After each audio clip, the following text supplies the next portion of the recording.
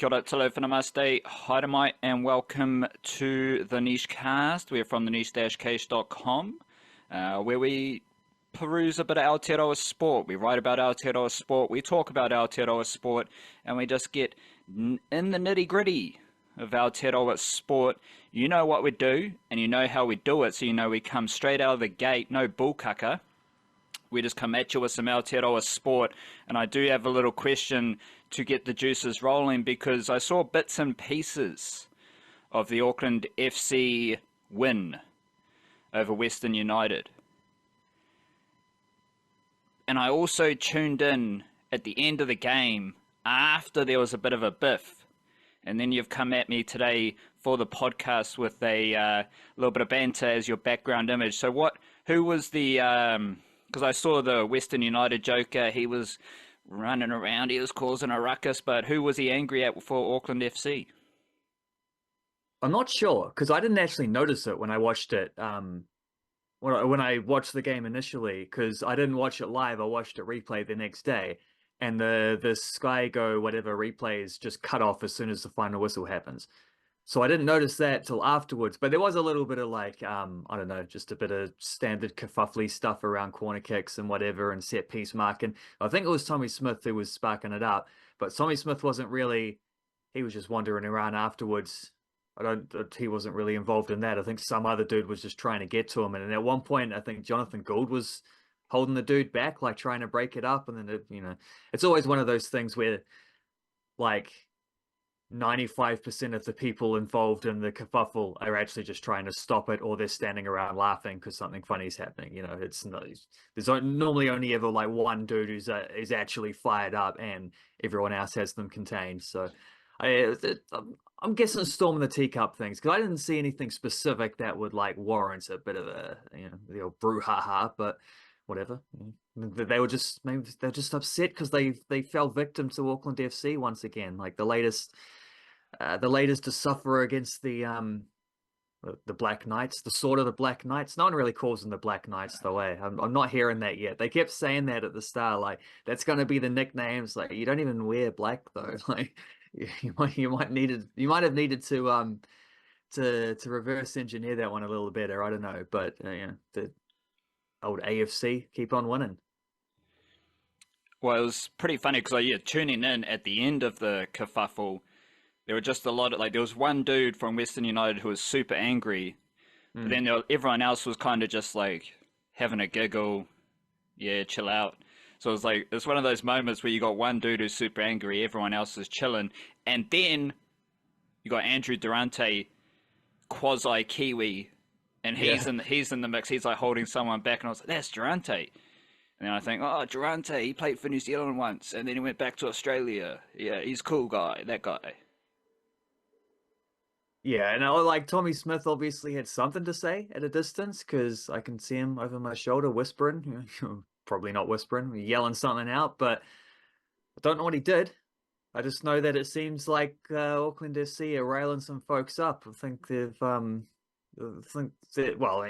it seems like a natural extension of how they play, right? Is the rugged defensive team that you attack and they just withstand it. They withstand it. They're not afraid of a little bit of niggly stuff here or there. They win a lot of challenges. They're very aggressive.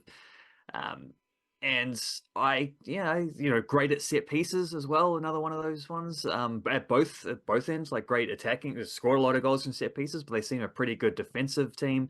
Just in general, if you're a good defensive team, you're going to be good defensively from set pieces, because that's the easiest place to organize things. You actually have time to set up. So, I think maybe they're ruffling some feathers at this point. It's getting late in the season, and people aren't seeing them as a flash in the pan. They're seeing them as just a very serious and a very annoying team to play against. Well, we've talked about this before, and we'll talk about it again. They're definitely ruffling some feathers, along with the Aotearoa Warriors, because I was a keen observer of Super Rugby this weekend, and I was like, hey, oh yeah, I wasn't. Super Rugby, it's a bit harder to find the exact crowd sizes. Wikipedia is usually a good place to go for the Super Rugby crowd size, but funnily enough, the Crusaders game, there wasn't actually a crowd figure, But old mate Nisbo, he mentioned a crowd of 13,000 in Christchurch to watch the Crusaders play the Hurricanes. And as we have been tracking, the first Crusaders game of the year was roughly the same, or drew the roughly the same crowd as the smallest Auckland FC crowd this year. Auckland FC, their minimum is 13,000. And they are usually up close to 20,000. This weekend they're playing Wellington Phoenix in a local derby. That's going to be pushing 25,000 probably. Meanwhile, the first Super Rugby game of the year, which is a local derby, Crusaders versus Hurricanes, got the same crowd as Auckland FC's smallest crowd this year. But shout out to the Blues. Eden Park, Blues versus Chiefs. They got about 25,000. Big crowd. Credit where it's due. The only issue is that came after the Warriors got 23,000 in Hamilton for a trial game. So the biggest crowd in New Zealand this weekend for Super Rugby, and the first game for the Blues and the Chiefs at the National Stadium of New Zealand, Eden Park, second best stadium in Auckland, that got a slightly bigger crowd than a Warriors trial game. So this is where we're at in 2025. The Crusaders, rugby powerhouse. You know, they love their rugby union in Christchurch, but as we know, the best rugby league school was in Christchurch, and Christchurch is the biggest growth area for every other sport except for rugby. Their first crowd was the same as the smallest Auckland FC crowd this season. And the Blues, shout out to them, big crowd. That was slightly bigger than the Warriors trial game in Hamilton. So that's where we're at. Now, there's a lot of propaganda about Rugby Union Aotearoa, a lot of propaganda about Super Rugby, but us here at the Niche Cage, we're delivering different types of propaganda, and we're here to represent some other sports. So it was a lovely weekend of Aotearoa sport, and we also, I'm just going to tee this up for you before we go deeper. We've got a Blackcaps team that's trucking along nicely. They had a home series win against Sri Lanka in ODIs. We'd expect that. Then they go to a different country and they win both games against the host nation, Pakistan. They win their other game against South Africa ahead of the Champions Trophy. Where is your confidence levels for the Blackcaps? Because I am so confident that I'm nervous.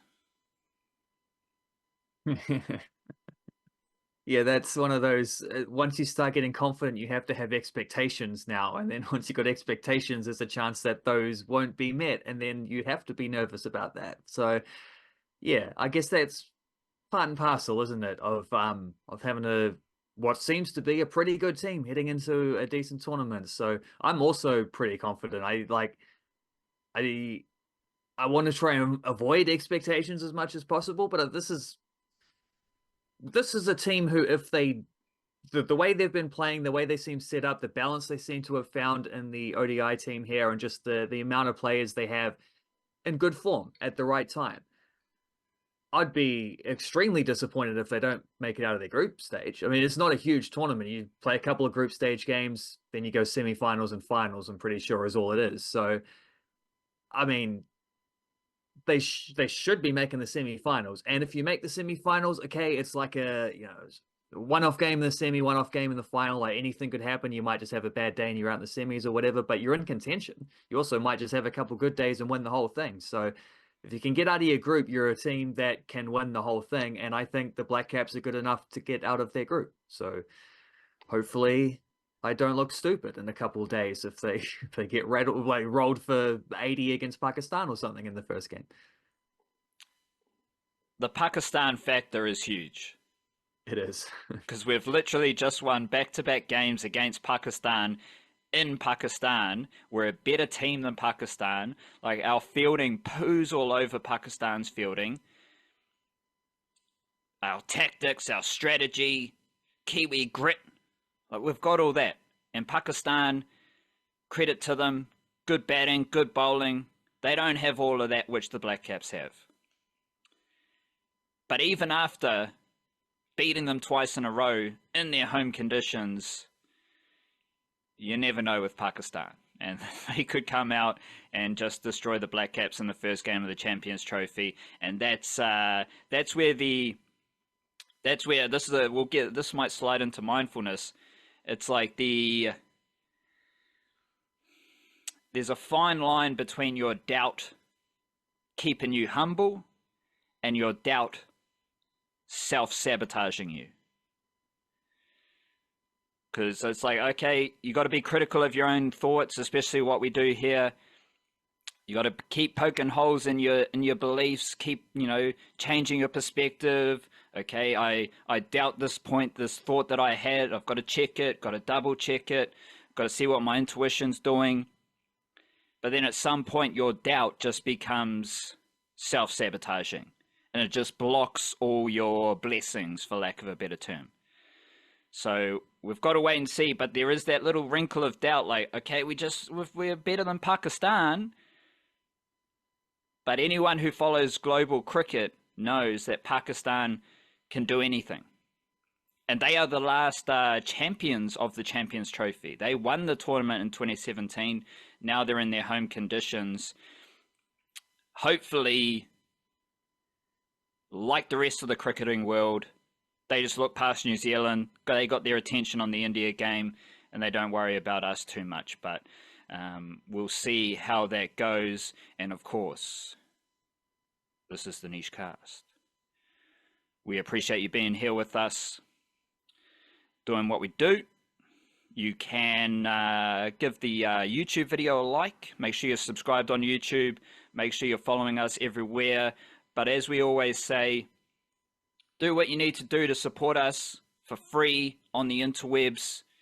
Make sure you get offline. Make sure you get out into the nature of Aotearoa, the land, the ocean, the rivers, the mountains.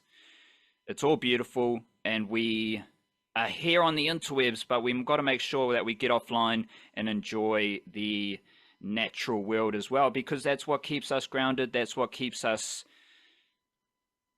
I was going to say pure, I was going to say divine. Both of them seem a bit ridiculous for a Kiwi sporting podcast. Keeps us in touch with the pure and divine, if not making us pure and divine ourselves, Yeah, it's the connection, but it's not, you don't, it's nice to go for a walk and take your shoes off and whatever, but I don't think we get to become like godly creatures for doing that alone. There's probably a few more steps in that ladder, but we get to be in touch with that, which is equally important in its own way. So big up to everyone who is here listening, reading, and spending your time with us in honor of Aotearoa sport. Your support means a lot as we just try and do what we love to do, so we appreciate you. And there are options to support us even further. We got a Patreon that is a couple of dollars a month that you can sign up for, and we drop our bonus podcast every Thursday for the Patreon whānau. So shout out to everyone on Patreon. It's the best way to support us straight up the guts. As I said, a couple of dollars a month. That's all you need to do, and we can make a little go a long way. We also have our newsletter via Substack, thenichecase.substack.com, so you should sign up to that, because that's where a lot of our information is dumped on a Monday and Friday before we build it out into bigger yarns and the podcast and whatnot. That newsletter is completely free, so you can sign up for that. You won't find any other Kiwi sporting newsletter like ours in the whole wide universe. So you should sign up for that anyway, and you can upgrade your free Substack subscription to a paid Substack subscription, because we also drop the bonus podcast every Thursday for the generous folks with paid Substack subscriptions. And of course, you can make a one-off donation through Buy Me a Coffee as well.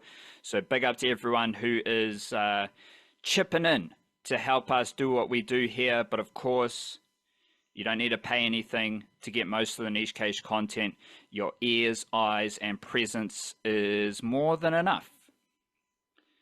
Let's get some actual factual mindfulness after our airy fairy bull cucker we did just drop. No bull cucker until we get into the bull cucker.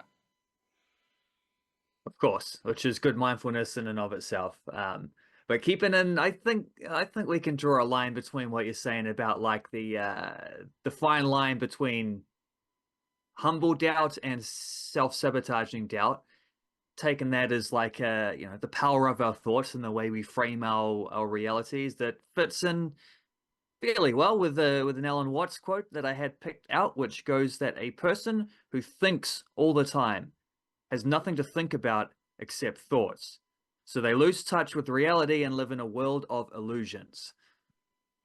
So yeah, are you thinking about stuff, or are you thinking about thinking?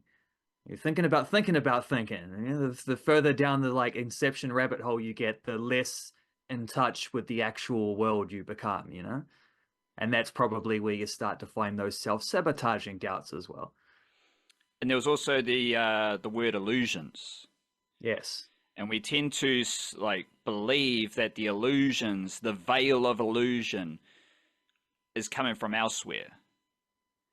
But the illusion is just usually your own thoughts. That can be bullcucker. So then they, murky up the estuary waters. They are the mangroves that murky up the estuary waters. And that becomes the illusion. So you're creating your own illusion that in theory holds you back and in tune with that self-sabotage. Yeah, and you don't have to, these are our own patterns that we trap ourselves within, where you can just kind of like shrug off those thoughts. You can step back, you can let them pass on, you can raise the bat and let it go through to the keeper. Don't have to play at that one. And suddenly you didn't edge off to slip. You live to face another ball, and the next ball is its own thing. You face that one on its merits as well. I appreciate your cricketing metaphor, but in tune with your cricketing metaphor, it's much easier said than done, because there's only a few batters who average 50 in Test cricket. Most of them are averaging 20, and that's where most of us plebs reside as far as the mindfulness goes. But we're out here doing our best, and that's the purpose of life, is just to have a crack every day and do your best. Quick check-in with NBL finals. What do I see here? I see we've got Sydney had a win over Adelaide, then Southeast Melbourne had a win over Adelaide. So now Southeast Melbourne's playing against Illawarra, but most importantly, we've got Melbourne United versus Perth happening this week, which I believe is the battle of the best Kiwi teams in the NBL. Yeah, the best Kiwi teams, because probably if you're picking best players, then like Tara Harrison would be up there, but Brisbane didn't make it this far, and Sam Wattenberg would be up there. Brisbane didn't make it. Cairns didn't make it this far. Sam Menenga would probably be up there too. Obviously, the Breakers didn't make it this far either. Yeah, I was hoping maybe for a bit of Isaiah Leafa, showdown in the finals at some point, but then Sydney went and had their best player, Xavier Cooks, banned for an indefinite period of time for some I don't know, some kind of drug mishap thing, drug test fails, whatever. I don't even know what the situation is there. But yeah, without him, they weren't so good. They did lose to Adelaide. What did Leafa do in that game? I don't think he did much, unfortunately. He played 20 minutes, 3 assists, 2 points, 1 rebound. So he did all right. He got decent minutes at least. But they did lose to Adelaide there. And then Adelaide were absolutely punishing Southeast Melbourne at halftime. They were way up, and Southeast Melbourne, I think, scored 26 points in the first half. Like, that could be a good quarter, but it's a terrible half just to only score 26 points. They're in big trouble, and then they just completely flipped the script at halftime. So Adelaide probably bottled it. Southeast Melbourne come back and win that one. So this before that, Southeast Melbourne had already lost to the Wildcats as well in the first play-in. So the 3-4 game, Perth wins that. Perth goes on to face Melbourne in the semi-finals. Southeast Melbourne dropped down to face the winner of Sydney and Adelaide. That was Adelaide. Then they beat Adelaide. So they go through to face Illawarra in the other one. There's not a whole lot going on there to be excited about. The Illawarra don't have any Kiwis there, and Southeast Melbourne just have the one. But it is Tom Vodanovic. And Tom Vodanovic played in the NBL finals last season with Tasmania. I'm pretty sure they won it too, didn't they? Season before that, he played in the NBL finals with the Breakers. They didn't win it. They lost to the Sydney Kings, which was his old team because the season before that, he'd gone to the NBL finals with the Sydney Kings. So he's at a 4th team in 4 years, and he's in the semi-finals. So it's not going to be a big role for him or anything like that. There, he's a backup power forward. Like, he might get 10 minutes in a game if everything goes really well for him. If he's not needed, he might only play 2 or 3 or 4 or 5 or something like that. He's not going to have a big role, but he'll probably get on the court most, if not every game. But he is potentially, and they'd have to beat the top team in order to do this. This is not easily done, but he is potentially in line to break a record that he himself broke already last season by becoming the first player in NBL history to go to 3 different finals series in a row with 3 different teams. Well, it's not out of the question he could get there for a 4th year in a row with a 4th team. So that would be absolutely incredible, whether it's like, not entirely down to his work there. He's a bit lower down on the rotation, but it's still, there is something going on there if there's a consistent line between whoever Tom Vodanovic plays for and those teams winning games. But the Illawarra, the Melbourne United and Perth Wildcats series is absolutely the one to watch for, because you got 2-time reigning Defensive Player of the Year Shea Ili out there leading the way. Rob Lowe will have a big impact, probably off the bench, might start a few games depending on the matchups. Hopefully we'll see a little bit of Flynn Cameron out there as well, just like hopefully we'll see a bit of Dante Russo-Nance and Hiram Harris for Perth Wildcats. And we should definitely see some Ty Webster now that he's back fit and playing as sort of playing a bit of a 6th man role off the bench. Didn't need much of him in the playing game because they scored 122 points. So their imports in the starting lineup took care of business there. Didn't have to dip too deep into the bench. Just let the hot hands fire away, especially in a one-off game. But now you're into sort of best of 3 series, so it is a bit more. Those matchups mean a little bit more, and there will be game-to-game adjustments and whatever, and shorter turnarounds where you're playing. Right, the first game is on Thursday, second game is on Saturday, and there will be a 3rd game. I don't know when that'll be because it's not scheduled yet, because it depends on it being 1-1 at that point. If one of those teams win the first 2 games, there is no 3rd game.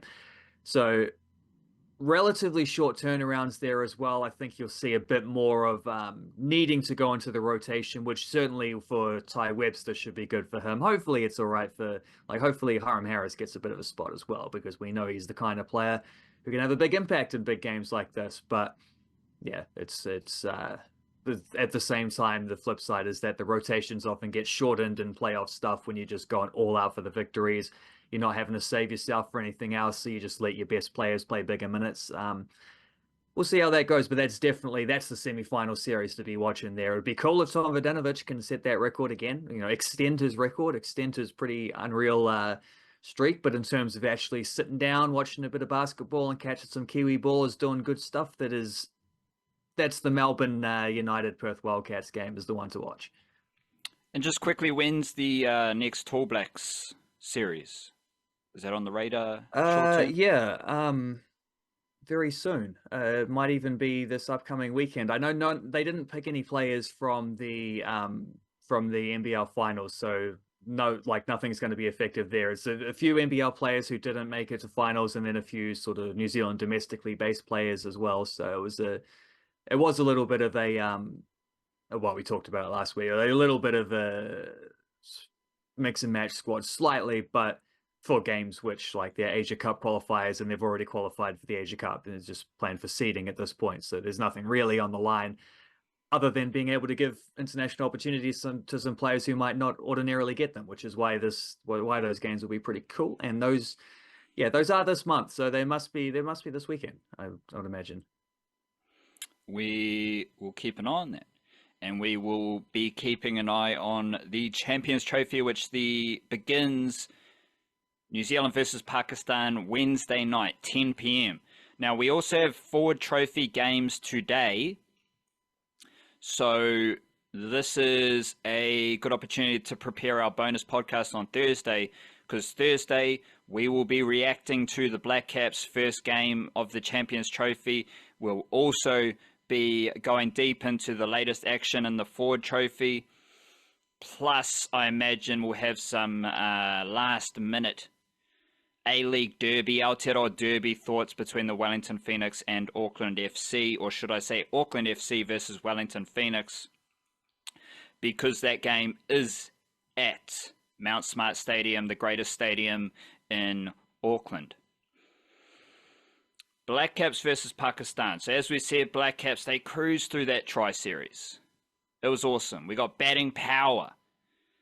We got Matt Henry on the rise as a legendary Aotearoa seamer. Will O'Rourke found form in the final. Interestingly, Matt Henry, Ben Sears, Lockie Ferguson, none of them bowled in the final of the tri-series. It was Will O'Rourke, it was Jacob Duffy, it was Nathan Smith. So New Zealand won that tri-series final with essentially a second-tier seam attack. So that's another little notch in their resume heading into the Champions Trophy. Another reason to be confident and, if you're like us, a little bit nervous. There's two good spinners. We got Mitchell Santner. We got Michael Bracewell doing a good job. And we've got like really good fielding. We've said it before. Glenn Phillips, best fielder in the world. Michael Bracewell, I saw him take an excellent catch. Mitchell Santner had an excellent run out in one of the games. The reason I kind of want Nathan Smith in the team, because if Nathan Smith is in the team, he makes their fielding even better. So there's a lot to like about this Blackcaps team. I got two kind of selection pockets. The second is the third seamer. So because I think you're going to go Matt Henry, you're going to go Will O'Rourke. So then you got Lockie Ferguson, Nathan Smith, and Jacob Duffy, now that Ben Sears has withdrawn due to his hamstring injury. So you got a seamer to select there.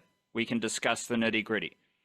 You've also got a situation where they started the tournament, the Tri-Series tournament, with Will Young and Rachin Ravindra. Rachin Ravindra got a ball to his forehead, and he didn't play the rest of the Tri-Series. Throughout that Tri-Series, Will Young didn't score many runs. Then Devon Conway comes in to replace Rachin Ravindra. He scores a lot of runs. So we got Devon Conway in form. We got Will Young out of form. We got Rachin Ravindra with a sore head. Somehow they need to get an opening combo out of those three players. Will Young is out of form. He is lacking a few runs.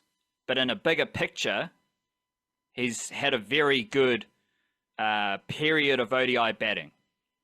So if we use this start of 2023 marker, Will Young, he's second for runs.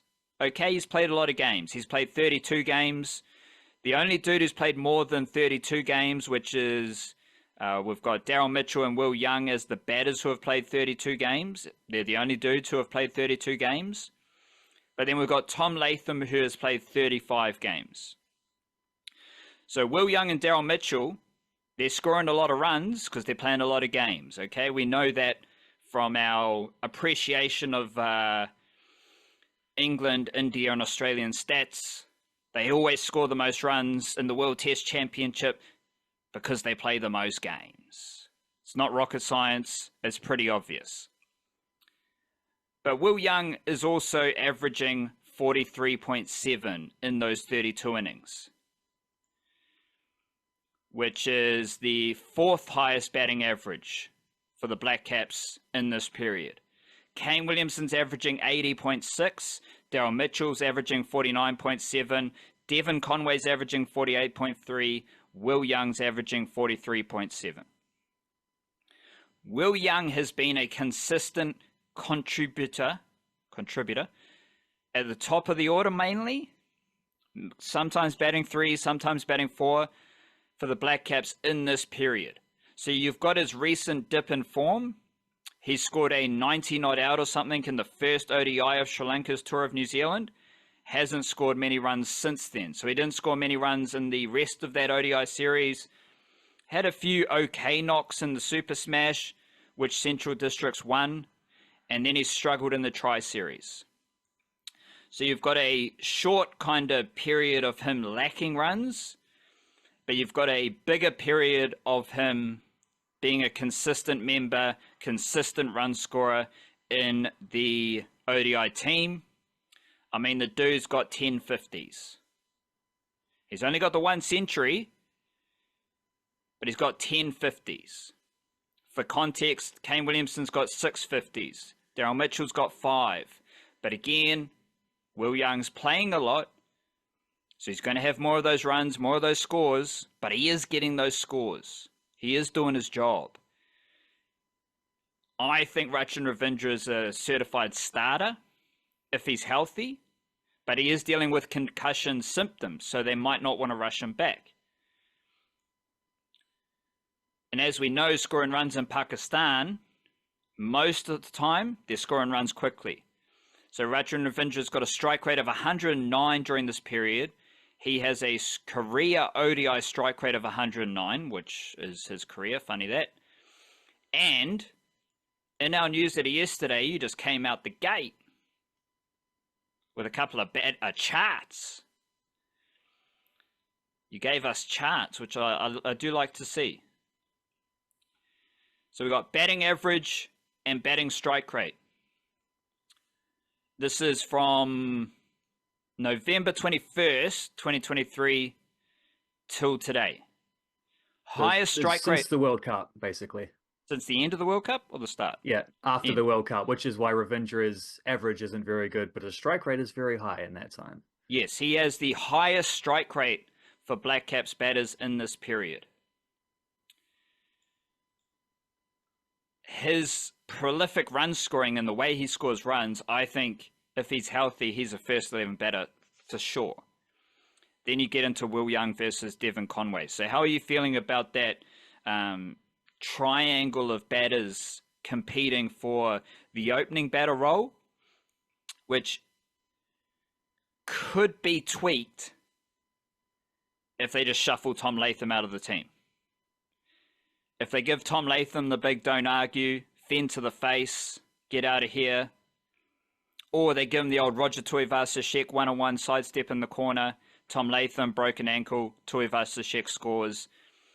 Because Tom Latham hasn't scored many runs in ODI cricket, but he did score a 50.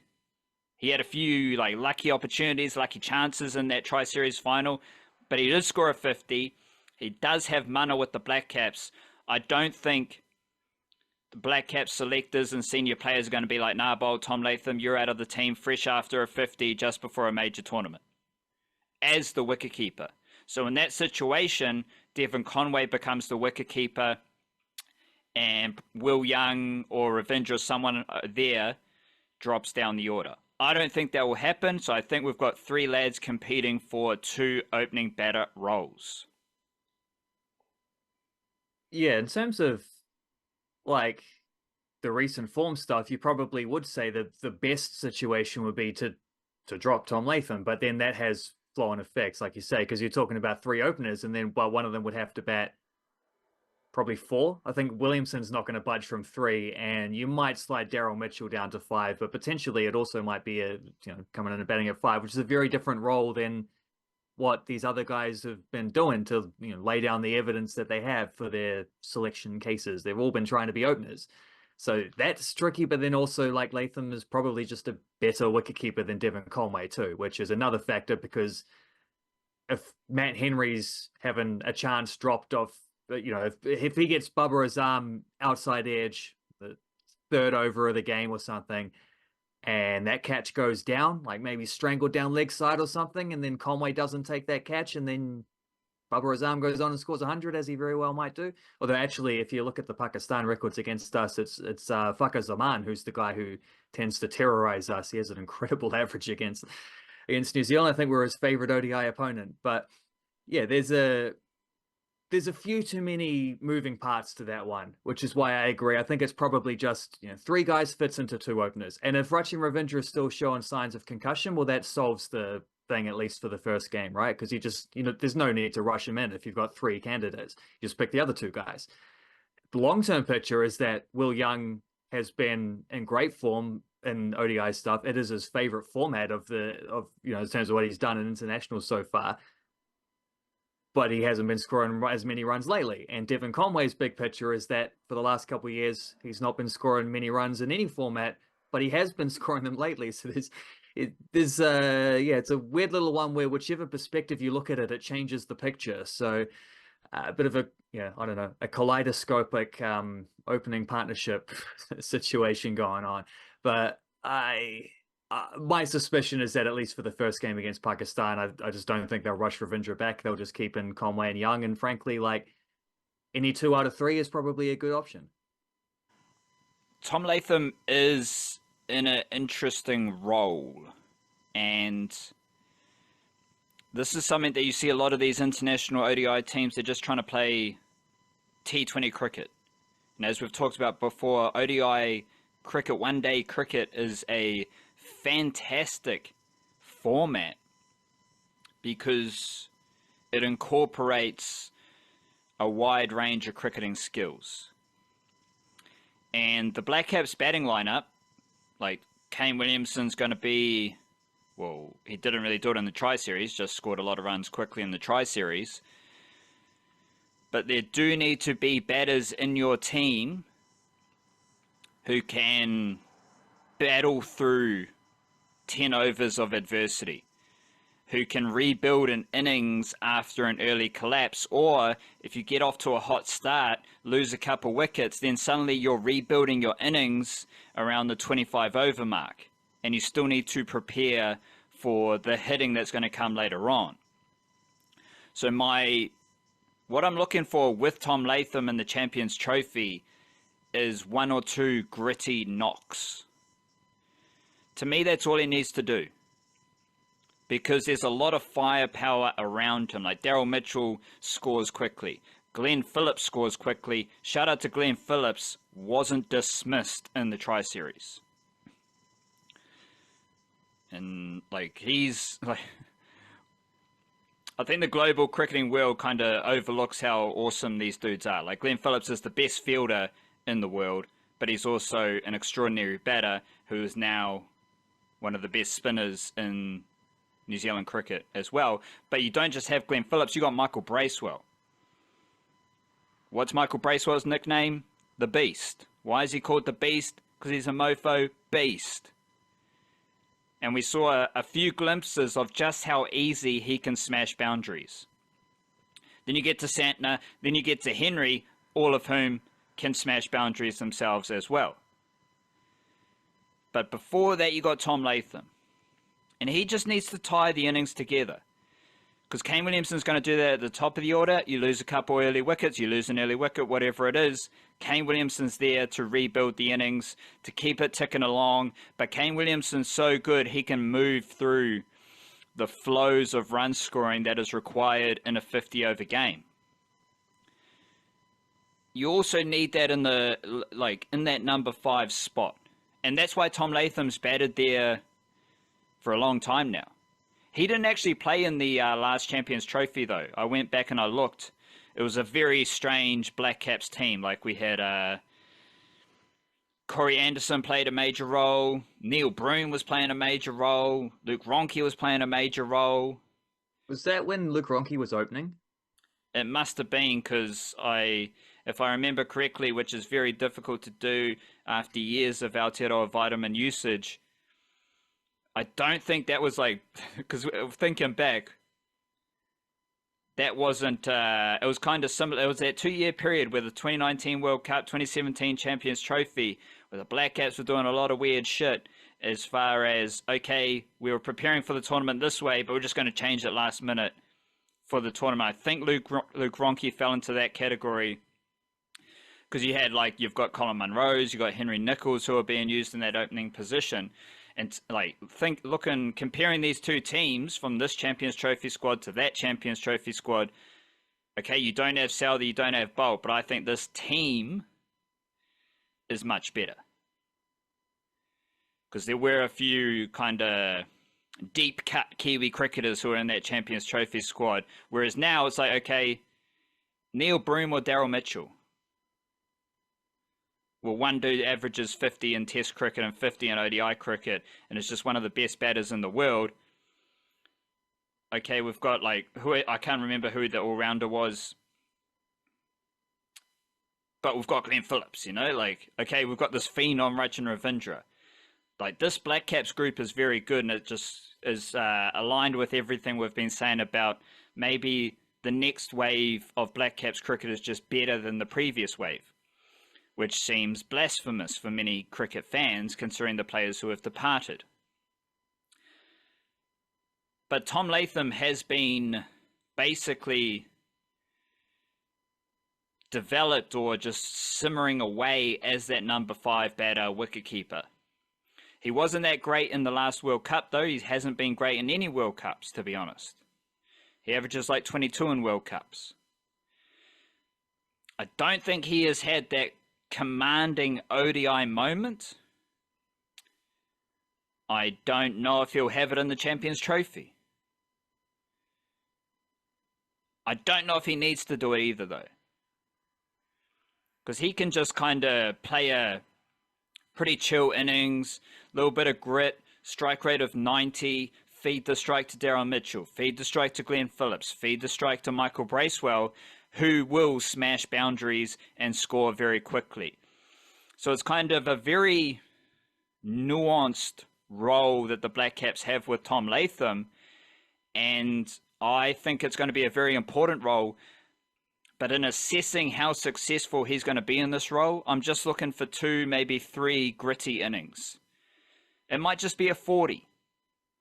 It might be a 60. Who knows, it might be a century to save the game. But that's what I'm looking for Tom Latham. And like, him and Kane Williamson are the 2 dudes who are similar in that batting lineup. And then you've got a lot of batters around them who will score quickly and score all around the park. Like Daryl Mitchell's full 360, Glenn Phillips is 360. Those dudes, Michael Bracewell can score 360. And they have a lot of power. So they're going to be hitting those good length balls for 6. That's where you get into the excitement of what the Black Caps are capable of, because they should score 300 runs every game, if aside from excellent bowling. Yeah, and they'll probably need to score 300 runs most games. I mean, they didn't have to in the final of the Tri-Series there, but in the other games they were certainly hitting around that mark, and that's probably, like, they've had a pretty good introduction of what the conditions are going to be like. You can't have had a better introduction than just playing in playing in the country and on some of the wickets of what you're going to face, and it's pretty clear, like, you can get a bit of bounce on these pitches if you hit the deck hard enough. Well, O'Rourke's shown that, but relatively flat, not going to spin heaps, pretty dry, and runs will be, well, runs are never easy to score, but runs will be a lot easier to score than in certain other places they could be playing around this time of the year. So the big scores are probably going to be expected and probably necessary, not just setting them up but chasing them as well. You know, there's a, which is another angle to that thing of the balance of the batting lineup, is, you know, someone batting at number 5 like Tom Latham is you might be rebuilding the innings and like in the 10th over 25 for 3 or something like that, rebuilding the innings, but also you're chasing 330 and you have to score it like 7 and over the, well, averaged out over the rest of the innings. So that's a tricky role, but yeah, and I didn't only have the charts in the newsletter on Monday as well. I also, from the same website, found a new website for stats, which is where this all came from. Also was looking at, because I was curious about Will O'Rourke, because he came in, took a few, like his ODI average is not as good as his test average. I understand it, his test average is awesome. But I noticed in particular the way that he just came in and like swept up the tail in that Pakistan innings late on. I'm thinking he feels like a very good death bowler. Like it feels like the stuff that he's doing bowling. See, first change. I think he's opening. He's been opening alongside Matt Henry in a lot of these ones, hasn't he? Well, then that might alternate depending on who's playing as well. But I didn't feel like he was getting a lot of wickets in the early spells where he's bowling these like just a little bit back of a length, jagging back in towards the right-hander. Some of them are going a bit too far, and a couple wides down the side or whatever. A couple that have been picked up by batters, but also quite a few of them that are pretty accurate and difficult to play, but not necessarily getting wickets. Whereas I think if you are bowling those things at the end of an innings, when guys have nothing to lose but to try score quick runs, you're going to get a lot of wickets doing that kind of thing because you're really limiting the amount of options that the batter has, and they can't just duck or block or leave or whatever. They've got to score quick runs. And so I was looking, I wanted to see what his record was in death bowling particularly. So I looked it up on this, I think it was called Crick Metric or something. I was going to say, you're just going to keep that a secret, or you're going to share it with myself and I the just can't remember what audience? it is, but I think it was called Crick Metric, something like that. It looked like a website designed 20 years ago, but those are my favorite websites sometimes. So, simple is good enough. And he's taken 6 wickets at an average of 10.67 and an RPO of 6.19 in overs 40 to 50 in ODI cricket in his career. I think he's got 14 wickets overall, so 8 wickets in the first 40 overs and 6 wickets in the last 10 overs when he's bowled. I think it doesn't tell me how many overs he's bowled, but I would imagine working from the 6 wickets at 10.67 means he's bowled about he would have gone for about 60 something, 62, 63 runs or something with 6.2 RPO, must be about 10 overs, right? Like, so he's probably got about 10, run about 10 overs, something around, give or take.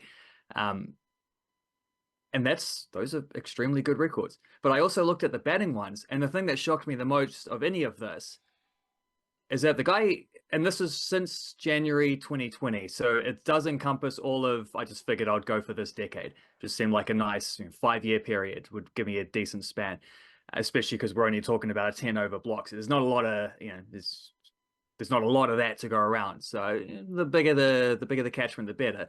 So that encompasses all of Will O'Rourke's career. It doesn't encompass all of, it will encompass all of Glenn Phillips's career as well. Because he's the obvious one I thought, like, who's going to be the batting closer? Who's going to be the guy who scores a whole bunch of runs at a really fast strike rate in the last 10 overs of games? Well, Glenn Phillips has scored 382 runs at an average of 38.2, 138.9 strike rate in the last 10 overs of games. That's awesome. Like, that's amazing. And that probably... you're not always just slogging to put up a big score. Sometimes you're cruising towards a total where you don't have to score fast. Sometimes you're just trying to hang on and not get bowled out. So there's a bit of variance in terms of the situations there. But on the whole, amazing stuff there from Glenn Phillips. However, Tom Latham in the last 10 overs of ODI innings. So Glenn Phillips has 382 runs. Tom Latham has scored 409 runs in the same amount of situations. I think he would have batted a couple more times, though. He's had a longer career. However, the average is Tom Latham, 37.18, Glenn Phillips, 38.2. The strike rates, Glenn Phillips, 138.9, Tom Latham, 138.18. So he's right up there alongside Glenn Phillips. Slightly worse in a couple of those ones, but not by much. And that's an interesting one to think about for Tom Latham, because I don't know that that's the impression he gives as an ODI batter. But I think when he gets in those kind of situations, he doesn't face a lot of dot balls, for one thing. So if you score 1 run off every delivery you face, well, that's 100 strike rate right there. You have to hit a couple 4s in an innings to push that a lot higher. So I don't know. There's definitely been a few innings where he's stuck around and gone fairly big. He's got a couple ODI hundreds, so those will be part of that, like cashing in towards the end of those big knocks. But he's done some nice stuff in the and the depth as well. Like he's able to accelerate there in a way that you don't necessarily picture for a guy who's most famous for being a block and leave test opener. So and admittedly, I know this is going back 5 years, so some of the stuff is probably encompassing more fruitful periods of Tom Latham's ODI career, whereas lately he's mostly been getting ducks, and he did get that 50 in the final of the Tri-Series, in which he was dropped a couple times along the way, but you take what you can get. But yeah, there's definitely a different version of Tom Latham there to the one that people expect to see, which has excelled in ODI cricket in a few different ways before, a few different ways, but in the few different ways that suit a guy batting at number 5 in that kind of pivot position. Yeah, I think the impressive thing for Tom Latham is I'll wrap it up in a nice bow. He's got the same death batting record as Glenn Phillips. Yeah. Which is ridiculous to even think, so nice mahi there. But as we say, Tom Latham can also rebuild the innings. So he can do both, so that's why he's there. The other bloke on this list that I'm fascinated by, well, there's two. Daryl Mitchell, averaging 36, strike rate of 141.4. But then we go Beastie Bracewell, averaging 42 with a strike rate of 163.4. That is Michael Bracewell. That's what he does. That's why he's in the team, because he's also bowling pretty handy off spin, which over a pretty big sample size, he's averaging 31.2. But along with Santner and Henry, they were 3 of the 4 best bowlers in the Tri-Series. So Bracewell's bowling is in form as well as being an absolutely destructive hitter.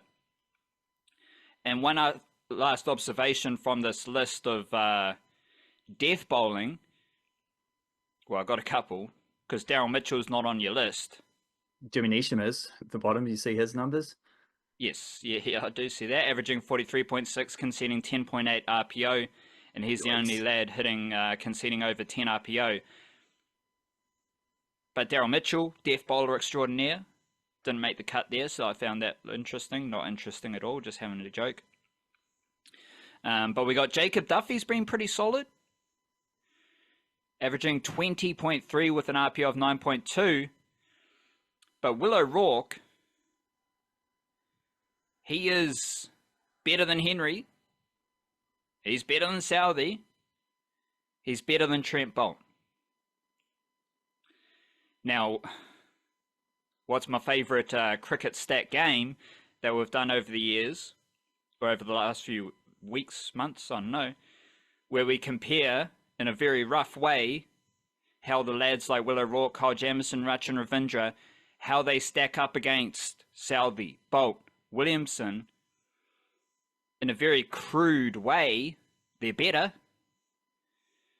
And now we've got a little bit of evidence that Will O'Rourke in death bowling is better than Southey and Boult, let alone Henry.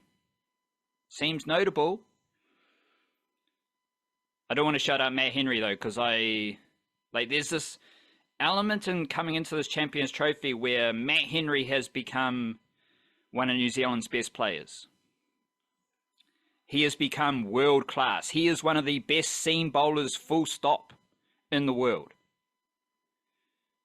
I also feel like we're in that range with Mitchell Santner. I feel like Mitchell Santner's getting better. I feel like Mitchell Santner has got better with the captaincy.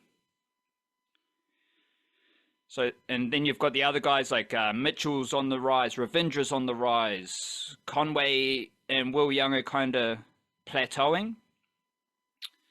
Glenn Phillips is on the rise. There's a lot of Kiwi cricketers on the rise regardless of their age. Because Bracewell's on the rise, but he's like 45 years old. But how does that, what's your best seam attack makeup? So we've got Henry, O'Rourke, Bracewell, Santner. You might get some overs from Phillips, Ravindra, maybe Daryl Mitchell. That leaves, I think we agree, that leaves space for one more bowler. Ferguson, Duffy, Smith. Who are you going with? Well, as far as the death bowling stats there, Ferguson doesn't seem to take a lot of wickets late in games, but he does have a good runs per over, 6.8, whereas look a little bit higher. Southey took a decent amount of wickets there, but at a terrible RPO of 9.3. Duffy's is expensive too. But I mean, O'Rourke and Matt Henry are going to be the guys who bowl the late overs because these stats back up what we saw in this try series, is that they're just the best at that. So I think you want someone who can get through those sort of, get through a few more of those early overs, because those are also potentially your opening bowlers, which leans a bit more towards, well, frankly, that could be any of those three guys. I think what we saw, even though it was limited opportunities there, but I think from what we saw from Ben Sayers playing the first couple of games is that maybe he's not quite ready. I think maybe that was a bit too much too soon there for him. He didn't quite seem to have the consistent threat that these other fellas have offered, but I understand the logic behind that, of trying to just get someone who's quick and someone who can bounce in. And he did take the test cricket very well straight away playing against Australia, so you had reason to back that.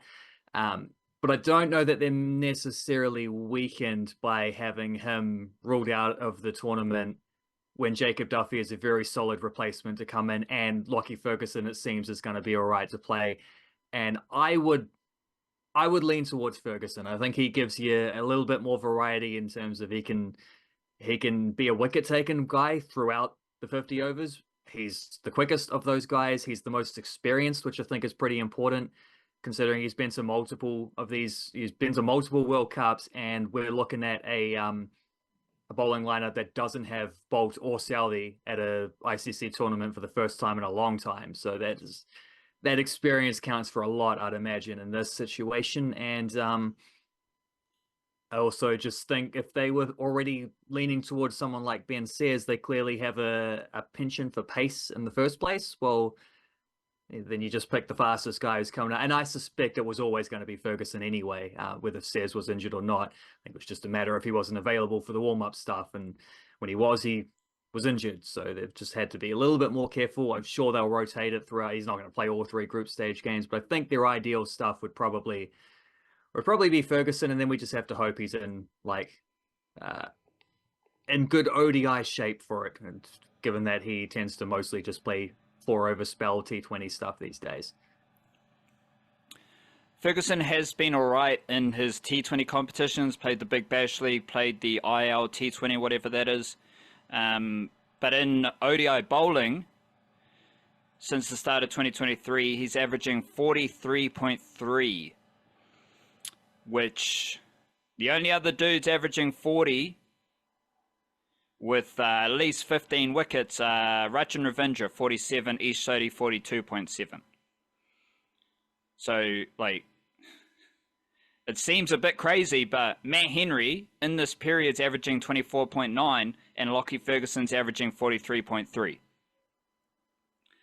That tells you the difference between Matt Henry's legendary status right now and Lockie Ferguson coming back into the team. I agree that they probably played Ben Sayers to give him an opportunity in case Lockie Ferguson wasn't going to be able to play. Yeah.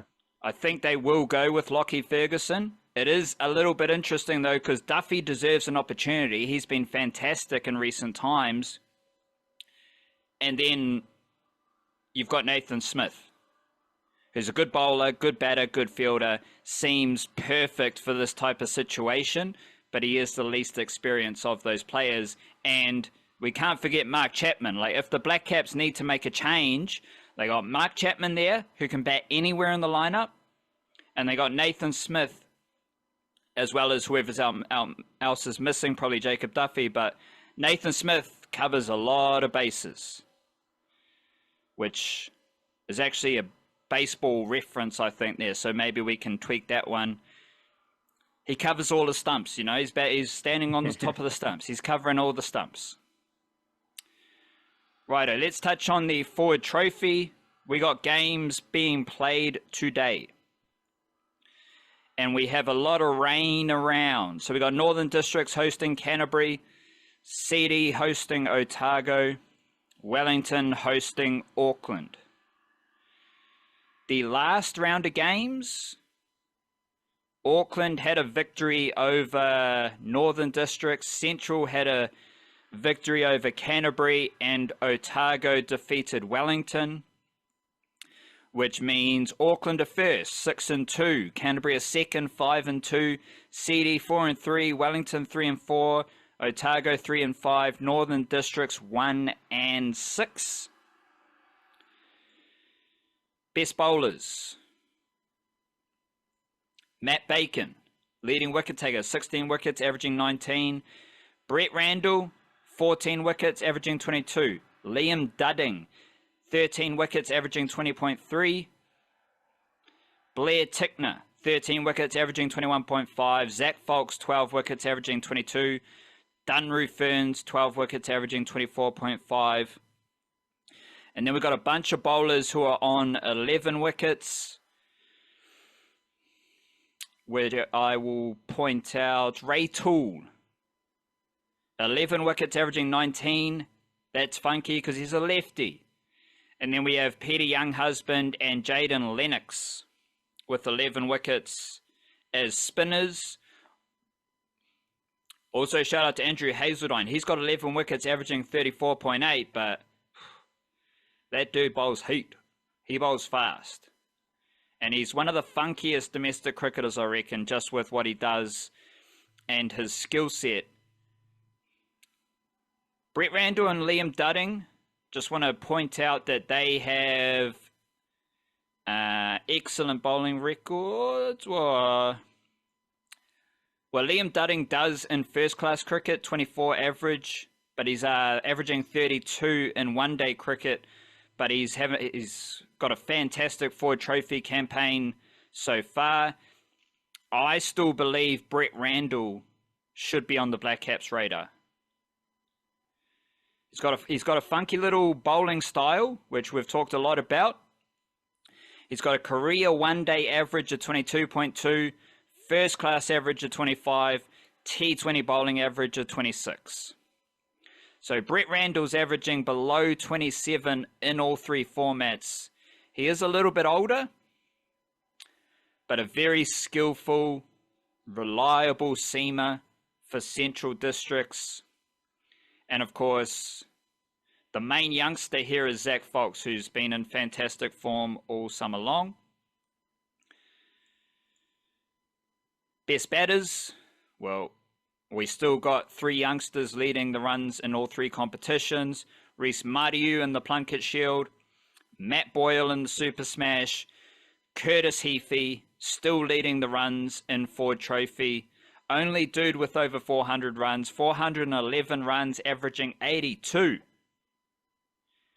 Which is largely thanks to 3 not outs. But he does have a lot of runs to go with those not outs.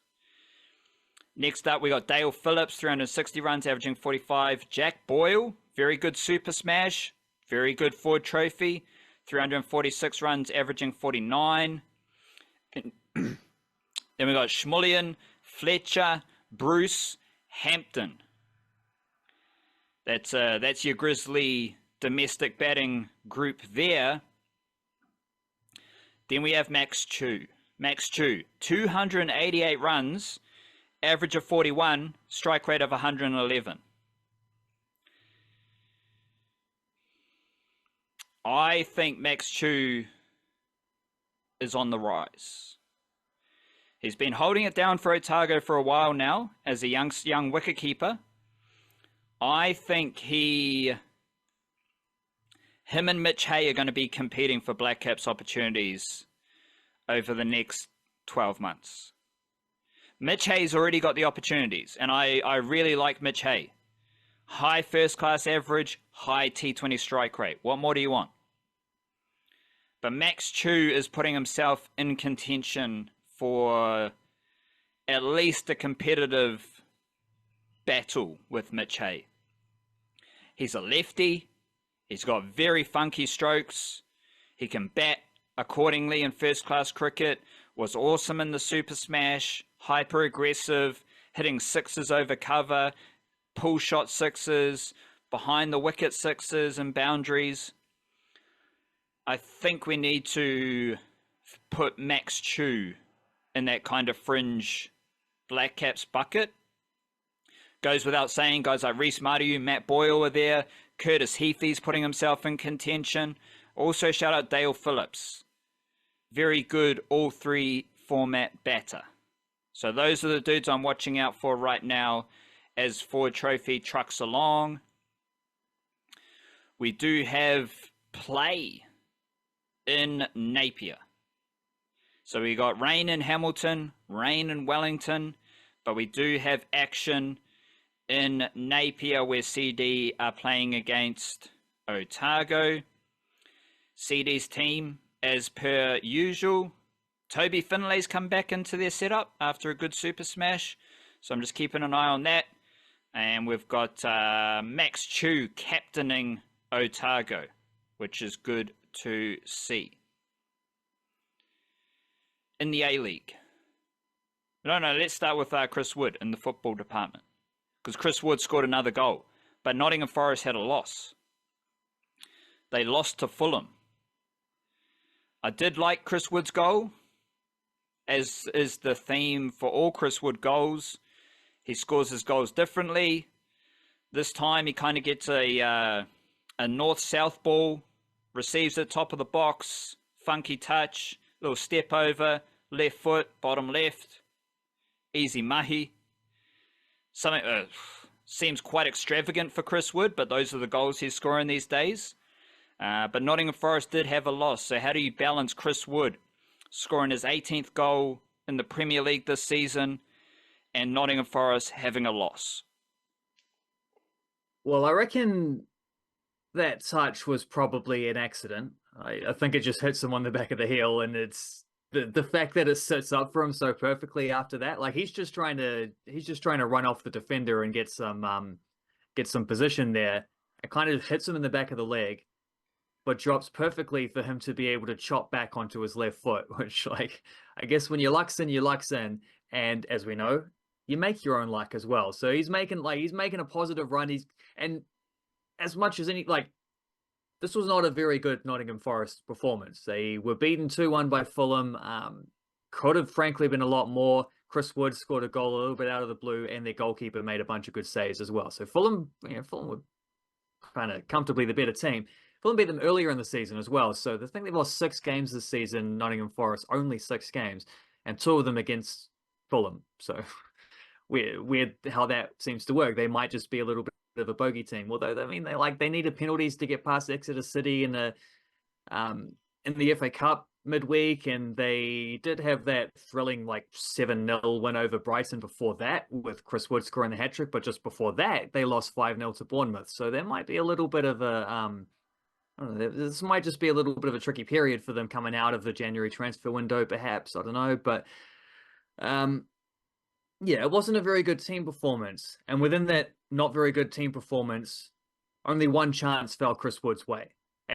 And it was a little bit of a convenient one. Like he's running one way, ball hits him on the back of the leg. Chris Wood, the form that he's in, he just turns, shoves off his defender, whips it in left foot, slight deflection on the way through, but like it takes the deflection he set it up for. He put it around the side of the defender, and the defender couldn't get a full block in, and the slight deflection just takes it a little bit further into the bottom corner to help him score the goal. So almost, it's not quite out of nothing. Like it's Morgan Gibbs-White looking long to get Chris Wood involved. You can't say that's out of nothing because that's like their best outlet. If it's not Morgan Gibbs-White, it's Anthony Alanga. Just get the ball to Chris Wood. That's a pretty good option for them. But like that's what they did, and it just like the seas parted for him somehow. But he thoroughly and convincingly took advantage of a convenient little moment, which did not unfold, I don't think, the way he was expecting it to unfold. Didn't matter. He bounced, he punished, and that is how he's scored 18 goals this season. He's, like you say, he's scoring them in different ways. He's like irrepressible. You can't, even when Nottingham Forest have a bad game, Chris Wood doesn't have a bad game. He still gets one big chance, and he usually scores that one big chance. He's absolutely destroying the very concept of XG this season by how far ahead he is of what he should be. based on that. I don't know if he's broken the formula or what. I mean, you might say that he's had a little bit of a fortunate run, and like some of these one like that could have been deflected out in a different season or a different day or whatever. But I mean, you could have said that 3 months into the season with the amount of goals he'd scored at that point.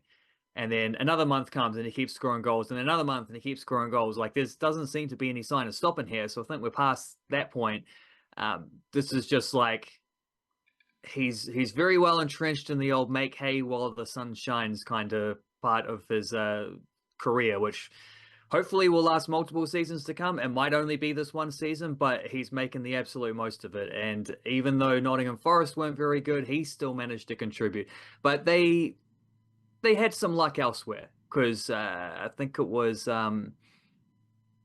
Newcastle and Chelsea both lost this week, which meant that they didn't actually lose much ground, and they stay in third place. They don't really lose much ground to the teams below them. I think Manchester City climbed back up to fourth, so they might have dropped, like they might have lost 1 point on the gap to fourth, but they can still finish fourth and make the Champions League, so that's not a problem. They're trying to get top four, Nottingham Forest there, and so as far as that goes, not a very good day at the office for them, but Chris Wood still scored a goal, and their Champions League hopes weren't dashed too much there. Like, they're in as good a position basically as they were before the week as they are now. So they do, however, have a very, very, very, very I'll try to get this exact crucial like little spell of games coming up, because I think their next game is against Arsenal. Let me just check the old when did they play? It would have been this day. English Premier League. Fulham 2, Nottingham Forest 1. So next match is actually against Newcastle. So the next game is against Newcastle. That is on the weekend. Then in the midweek, they're away to Arsenal. So 2 teams in and around that Champions League race. Following that, they have an FA Cup 5th rounder. So this is to get, I think this must be last 16 at this point, 5th round. That's to get them into the last 8 of the FA Cup. And following that, they host Manchester City. So potentially their next 4 games could have a lot to do with whether they do finish top 4 or not. Like, those are 4 very different, well, not just top 4, but also how well they can go in the cup. Like, these are potentially season-defining games where if they have a bad run here, they could fall back and still end up with having had a fantastic season, but it won't be quite the ultimate glory that they're hoping for at this stage that they're still dreaming of. After that little run, though, it's mostly teams to go, like most of the teams they face after that are teams in the bottom half of the table, where they've been almost flawless at putting those teams to the sword this season. So if they come through this next month, or that's not even a month because there's a midweek game or 2 in there, this next sort of 2-3 weeks of games, they come through this, managed to get a couple wins, balance out they can lose 1 or 2, but win a couple others and balance it out. If they come through it, well, that's all in their own hands from that point onwards, because they'll be playing mostly teams that they've beaten already throughout the season to this point. So, yeah, very, very, very, very interesting point of the season coming up for Nottingham Forest. And Chris Wood continues to score goals whether they play well or play not. So whether they play well or whether they play bad. So I don't think that's a point to worry about. But these team performances around him, if they can win some of these games coming up, sky's the limit. Well, Champions League is the limit. But what's doing with Matt Garbett? Have we got any news on Matt Garbett with NAC Brada? I don't know. I don't know. They've it's like they told him to leave. They said, you're not in the plans moving forward. Look for another club, which the wording of that, the way that was portrayed, also seemed a bit weird, because it's like, shouldn't you be also, you want a transfer fee for him, shouldn't you be like participating as the club a lot more in the sale, rather than just be like, you go find something else? It seemed like that was the way it was presented, was put a lot on Garbett's shoulders. But yeah, I don't know. There was nothing happened after that for a few weeks, and then there was one report from Netherlands saying actually it's just because he's keeping his cards close to the chest, but he's got several options around Central Europe and beyond, and whatever, he's just waiting for the club that he's picked out to sell a player so that they can bring him in, create room. Well, nothing happened. The transfer deadline in Netherlands passed and Garbett was still with Breda. other transfer deadlines finish at different times, but like every day that goes by, another one closes and he hasn't signed there. So if he wants to go to like Switzerland or Croatia, join Elijah Just or Stipe Jukic, well, if that doesn't happen in the next 24 hours, it's too late there. China, I think, maybe Russia, like there's a couple of the countries still around. Australia's done. You won't be seeing him in the A-League this season. This Maybe he could go join his brother in Ireland or something like that, but he's running out of options, and at this stage it looks like he might just find himself sitting on the bench, well, not even sitting on the bench, sitting in the stands watching NSA Breda the rest of the season, training with the under-21s. And if you're doing that, I kind of don't see how you can be selected for the All Whites World Cup qualifiers that are coming up in March. Like, if you're not playing and haven't played since the start of December, I don't see how you can justify being selected for that. So it's a tricky time for him, and I'm not sure exactly what's happening at all. Is there any other important Flying Kiwis updates from the last few days? Important? I don't know. It does feel like a little bit, the last 2 weeks actually, it felt like a little bit of a downswing slightly from how incredibly busy the write-ups were before that, while there were also transfers and games going on.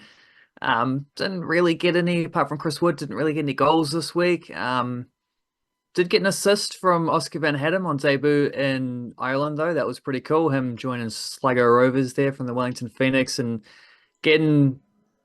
again, I don't think he played 90 minutes, but he started and played most of the game as looked like a right wing back. So he'd been training sort of wing or wing back, and it got the slightly more defensive option in this one, but was whipping in some good crosses, getting up and down the sideline. So that's all nice and encouraging. Moses Dyer also played his first game for Galway in Ireland, so he was on debut in that league too. Didn't score. Had a big chance though. He had one where it sort of fell his way off a corner and he hit it on the swivel, maybe 8-10 yards out or something, and the defender just stuck a leg out and blocked it on the line. So a little bit unlucky there, but good to see him starting games straight away. Both of those two guys going over to Ireland and immediately into starting lineups. So that's cool. I'm sure if Matt Garbett manages to wrangle something there, which I don't think would happen, but if he did, I'm sure he'd absolutely rip it to shreds. But don't know what he's going on, but don't know where he's going to, rather, or whether he's going anywhere. The other option as well, to kind of think of it with Garbett, is because he is a free agent at the end of the season, he could see down his contract, but if NAC Breda think they can get a transfer fee for him, they have an option to extend his contract for another 12 months, which they might do if they think they can actually, get a little bit of a return on investment there, which could be another hurdle that he would have to surpass. I don't really see him getting back into the first team picture there, but who knows? Who knows what will happen with him? In the meantime, there's plenty of other dudes. I mean, like, Libby Cacace's team had another bad loss on the weekend. They've, I think, got 10 games now without a victory in Serie A, so it's not looking good for Empoli. They're only 1 point ahead of the relegation zone as it stands. But the interesting thing about that game was that Cacace played as a centre-back. He played the left side as centre-back and a back three. So he's normally a wing-back. This game he played centre-back. Most of his starts recently have been coming as a left wing. So basically anywhere on the left side of the field, they'll play him. Whatever it takes, they'll play him anywhere on the left side. Unfortunately, they're not getting a lot of victories at the moment. Not scoring a lot of goals either is usually the problem. They lost 3-0 to Udinese, but a couple of those goals were fairly late. It was 1-0 for a long time there, and they certainly had their chances. Like, that could have been a very different game if they'd converted a couple of them. So that's, troubling times there, but similar to, well, not similar to Chris Wood. Well, similar to Chris Wood in this week in that his team played bad, but that guy still did all right. In this case, Empoli played bad like that every week, whereas for Nottingham Forest, at least it was an off day. But Cacace is starting pretty much every game these days for them, which is very cool as well. So that's a nice, it's not a happy outcome, but at least it's a nice individual aspect of that, is how Cacace will just play. They'll pick him in any position they can as long as they can get him out there, except mostly his favorite position. There's someone else starting there instead of him, but they're still managing to weasel ways to get him into the side. We have the A-League Derby, the Aotearoa Derby this weekend. Auckland FC hosting Wellington Phoenix. As we said earlier in the podcast, Auckland FC had a 2-0 win over Western United. And It's pretty ridiculous at this stage just how good Auckland FC is, because my favourite A-League wrinkle is the goals conceded. Auckland FC currently on 12 goals conceded. There are 2 other teams who have conceded less than 20 goals. One of them is Melbourne City on 15. Very good. The other is the Wellington Phoenix on 19. So 2 of the 3 teams in the A-League who have conceded less than 20 goals this season are the Aotearoa teams, Auckland FC and Wellington Phoenix FC, because they're all FC. So why do we need to say Auckland FC? Can we just say, let's just say Auckland. I agree with you. Black Knights, whip-de-doodah. Although I have been listening to audiobook Lord of the Rings, Fellowship of the Rings, the One Ring, singular, not plural. The One Ring to rule them all. The One Ring to rule them. But there's no Fellowship of the Rings. There's only a Fellowship of the Ring. Yeah, only one of the rings got a fellowship. That's true. When I hear Black Knights, I'm like, whoa, fresh after listening to Lord of the Rings. You know, the Black Riders. Although they are a bit creepy, they do got that kind of Dementor, cold, icy darkness to them. But Black Riders, because then I ride or die, you know? I'm a rough rider, I'm a Black Rider, ride or die. That just seems a whole lot cooler than the Black Knights.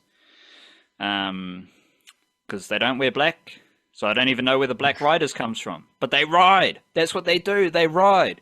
Everyone in the port, they ride. So maybe Black Riders. I'm gonna push the Black Riders agenda for Auckland FC, who are awesome. And I still feel like it's kind of understated how awesome Auckland FC is. Unless you're a Wellington Phoenix fan, then you probably don't like Auckland, the Black Riders. So you're like, yeah, whatever. They're not underrated. They're overrated. They're all jack shit. They're not doing nothing. But they are doing something because they're top of the A-League. And this weekend they are hosting Wellington Phoenix. What's top of mind for you heading into this game? Like early week, it's Tuesday night, Wednesday morning by the time you're listening to this. Set us up for some storylines that you're thinking about between the Black Riders and the Phoenix rising. Well, Adelaide United have lost 2 of their last 3 games, so Auckland are now 5 points clear at the top of the table with the same amount of games played as Adelaide, and actually one less game played than Melbourne Victory, who are 3rd, and they're a further 3 points behind, so they're 8 points ahead of them. Like they're not just hanging around at the top there. They're actually putting distance between them and everyone else now. Like they're expanding their lead. And this game on the weekend was different in that they scored their goals late in the first half, but I kind of think that's the same thing. Like we're used to seeing them grind out teams and then score late goals in second halves, but I remember looking at the goals, like when they were scoring their goals, and it was a couple of weeks ago when I wrote about them, and there was a little bit of a flurry towards the end of first halves as well. And here was another bit of evidence towards that against the Western United team, who, you remember, beat them 4-0 at Mount Smart Stadium like 2 months ago or something like that. It was the one the one game where Auckland FC just didn't seem to turn up at all. It was the one game where they played extremely poorly. Here they were playing that team again, but at their home, which kind of just looked like a training pitch. Like it was it's smaller than Pororoa Park, so I don't know how the A-League stuff is getting this. And the coverage started as well with like a pan from all the cars trying to get into the very small parking lot above the pitch as well. It's like, these are glamorous A-League scenes here. Well,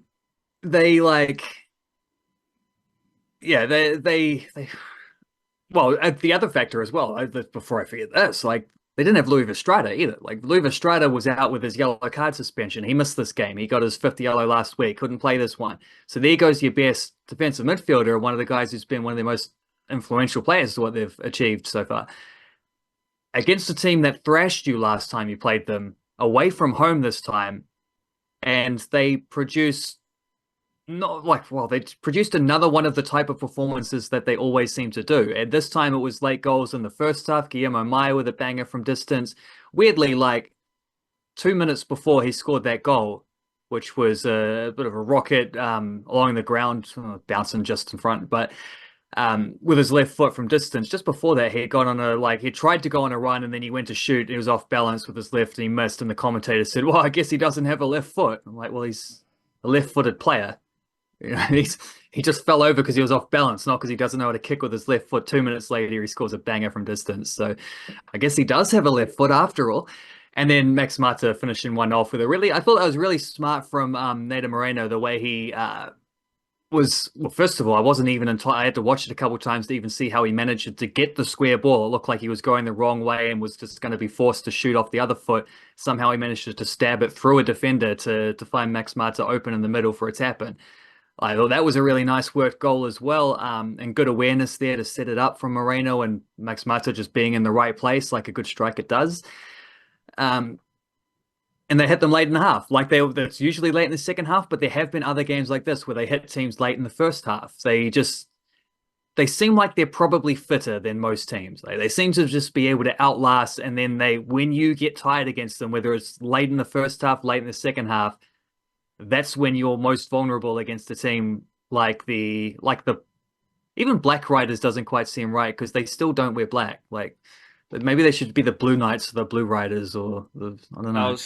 I was thinking about that, but then it gets a bit iffy with the local politics. You know, you got your blues, your reds. Right. You don't want to inflame any of the whether it's the half Pakeha, half Palangi Crip gang, or the Blood gang, or the other Crips and the Bloods, the blues and the reds and the yellows and the greens and whatnot. You do got to be careful, but there's nothing black about Auckland. And traditionally, No. Auckland's colours are blue. Yeah. Blue and white. So, let's be honest, the professional football team shouldn't be worried about, local gang colours. It seems a bit ridiculous, and that's just my weird brain. But Blue Riders does have a bit of a swag to it. Blue Riders. Yeah, and it does it's a bit of uniqueness to that, probably. I don't know. We'll see. We'll see if it takes off. But yeah, they're playing superbly, and in a way where because that game was pretty evenly balanced for most of that game. Most of that first half, pretty much all the second half, it was difficult to split the two teams, other than being able to say, once Auckland had scored those goals, well, first of all, they had that spell where they scored a couple goals. They didn't just capitalize once, they capitalized twice and really took control of the game. And then the way they managed it from that point onwards, which included, they don't have the Tommy Smith sub anymore to bring on the closer, chuck in an extra centre back. So what they did is they brought on Callan Elliott. I think it was in place of Logan Rogerson. So in place of a winger, bring on Callan Elliott to play wing back and slide Hiroki Sakai, who I noticed, just got the Auckland FC. I realize they don't do a lot as good. They don't actually necessarily put all their updates up on their website for some reason. They're kind of slack with that, but they do have a mailing list. So I signed up to the mailing list 3 months too late the other day. So just before, while we were recording, got an email saying Hiroki Sakai signed a 1-year extension. So that's pretty great because I thought he was brilliant against Western United, as he's very often brilliant in these games for the Blue Riders. Make sure I got the right color there. I nearly hesitated. And yeah, when you play the way that they do, able to control games the way that they do, it's really especially able to defend as well as they do, and able to pick on the vulnerabilities of your opponent as well as they do. A little bit worried for how the Wellington Phoenix are going to shape up against that on the weekend in Auckland as well. So at Mount Smart Stadium, which is another thing that goes against them potentially. They'll be fired up for it. And I thought the Phoenix, even though they had a disappointing loss on the weekend, gone down 1-0, another one of them away losses, where it's I was sitting there watching it thinking, what this team needs is a Portuguese playmaker. At least they've got one of those on the way, because watching them, knowing that they've got old Chico on the way to to fill that void in the team. Watching them with that knowledge, knowing that he wasn't playing this game, it's just a bit too soon for him, it was glaring. Like the way in which they're unable to just link up from midfield to attack, and even frankly getting from defense to midfield a lot of the times they struggled with. But when Alex Rufer came on for the last, I can't remember how much he played, 20, 30 minutes or something like that. When he came off the bench, you wouldn't think that chucking on a defensive midfielder would unlock your attack, but it kind of did. Because it did a couple of things for them. First of all, he is always an option for the defense. So the defense aren't going sideways and then up the sideline and then back and then across and then up and back and across.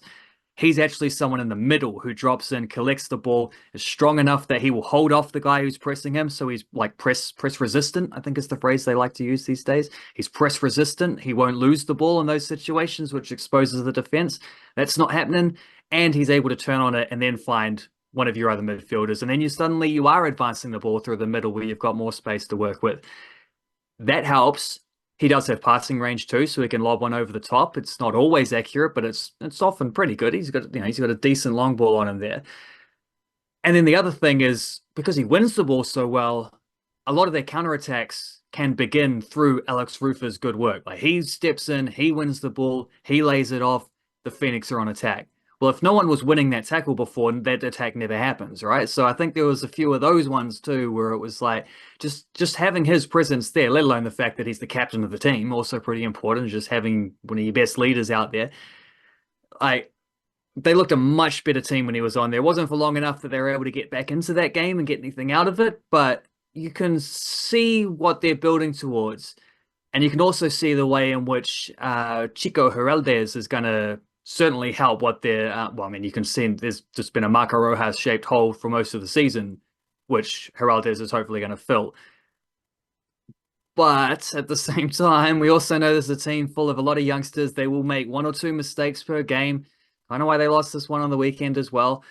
And they're trying to embed a new import. They've got a couple of key players who are coming back from injury. They're at least back now, but they're still probably not 100% fitness. And Auckland FC, you don't need many chinks in the armor for them to be able to find something that they can target. And then when they target it, they usually get a goal out of it. And when they get a goal out of it, well, they usually keep a clean sheet as well. So that's probably all it's going to take for them to win. So this is, of the 3 games that we've seen so far, and Auckland FC did win the other 2 as well, this feels like the one which is the most skewed towards one team or the other. And it's just the way Auckland have been tracking, the way the Phoenix have been tracking, even though the Phoenix have picked up their defensive record a lot recently. I just don't know if they've done it enough to be able to take down the Blue Rider juggernaut. Any ideas on, like, we got the Blue Riders, they're taking on the Phoenix. Who are the Phoenix? Yellow something. For some reason, Bandits came to mind. Like, I don't think Bandits, they sort of play a bit, and there's a bit of banditry to how they play. You know, the kind of sit back, soak it up, and then sneak in through the side door and then steal something. You know, snatch and grab kind of performances where they'll score a goal on the counterattack after soaking up a bunch of pressure. There's something in there, maybe. Costa Barbarousis, Numero Tahi bandit. I mean, Alex Rufer is a quintessential bandit. He is a bandit through and through. T-Pain. They don't get any more bandito than T-Pain. No.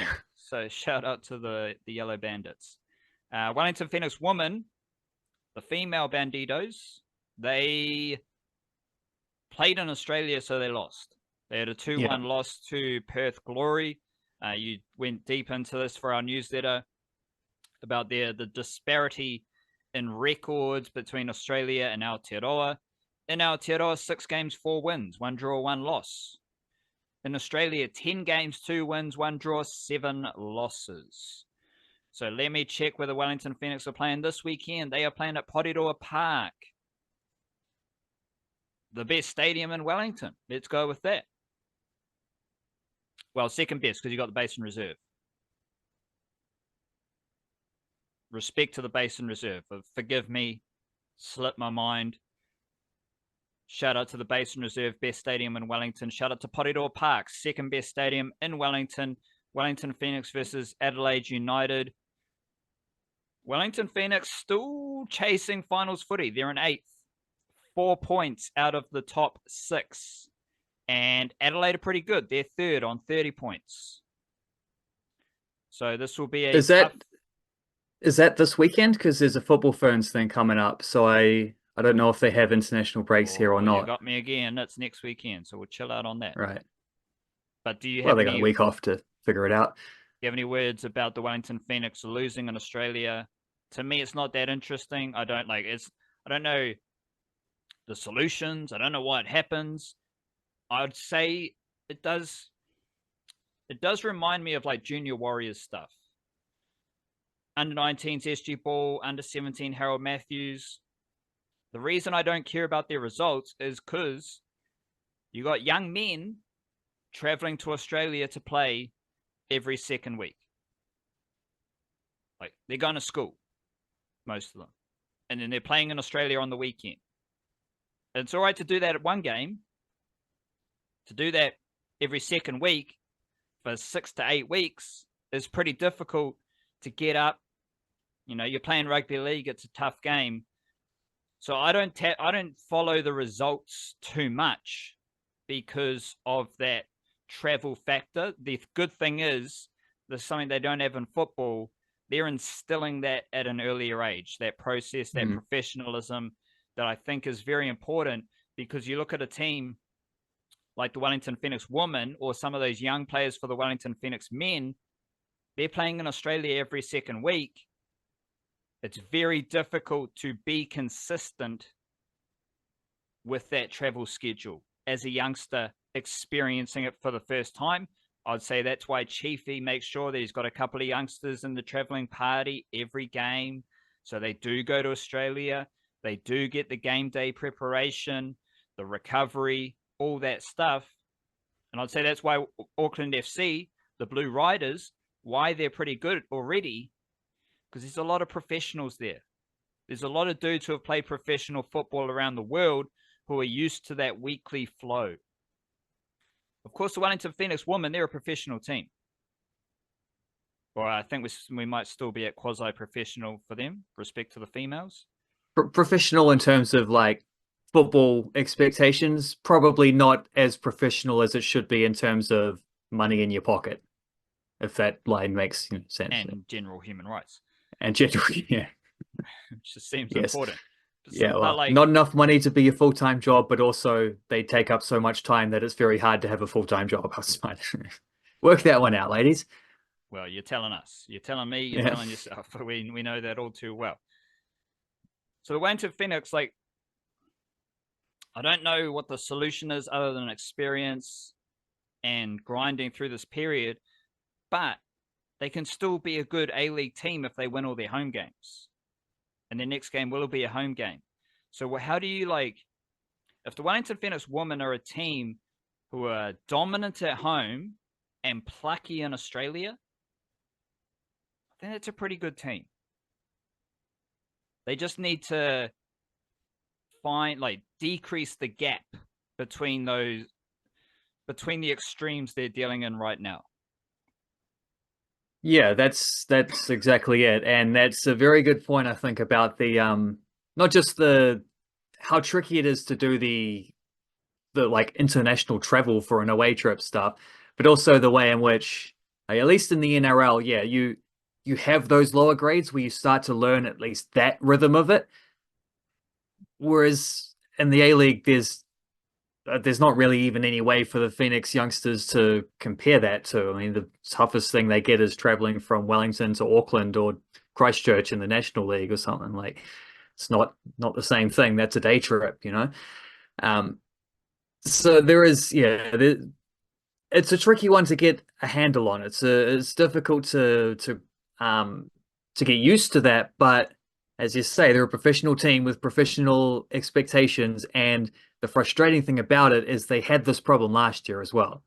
It's just, they were the same team last year. They're really good at home, kept losing. And it's not like they're getting thrashed either. It's they keep losing by 1 goal. These 1-0, 2-1 margins in the away games, where they're so close. If they're getting points, like if they're getting 0-0, 1-0, 2-2 draws out of some of these games even, let alone winning some of them, makes a huge difference to where they're going to end up on the table, because not only are you getting more points, but you're probably taking points away from other teams who are going to be challenging you around the mid-table stuff, pushing for top sixes. They've actually just gone through a little run the last month or so where they keep losing in these really close games to teams around them on the table. At least this week, Perth Glory are below them, so they're not pushing for finals, but they still should have beaten them. Like they were the better team for a lot of that game, despite that being the toughest trip that they have distance-wise, all the way to Perth. And not only are you going over to Perth, and this is actually probably something I was thinking about it watching the Perth game as well, where the amount of,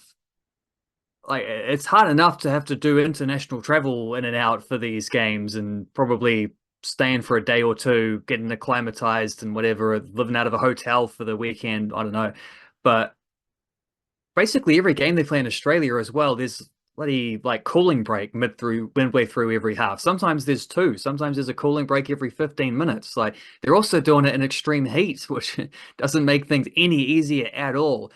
So it's it's a nasty one, but it's very frustrating because the same issues they had last season are the same issues they have in this season. The only difference is that whereas last season, well, the only difference is that it's a different set of players now who are not scoring the goals that they should be for the Phoenix women in these away games, because they did lose a bunch of those players.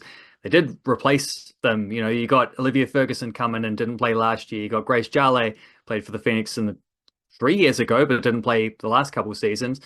Mania Elliott's consistent enough. Emma Main consistent enough. They were there, part of the team last year.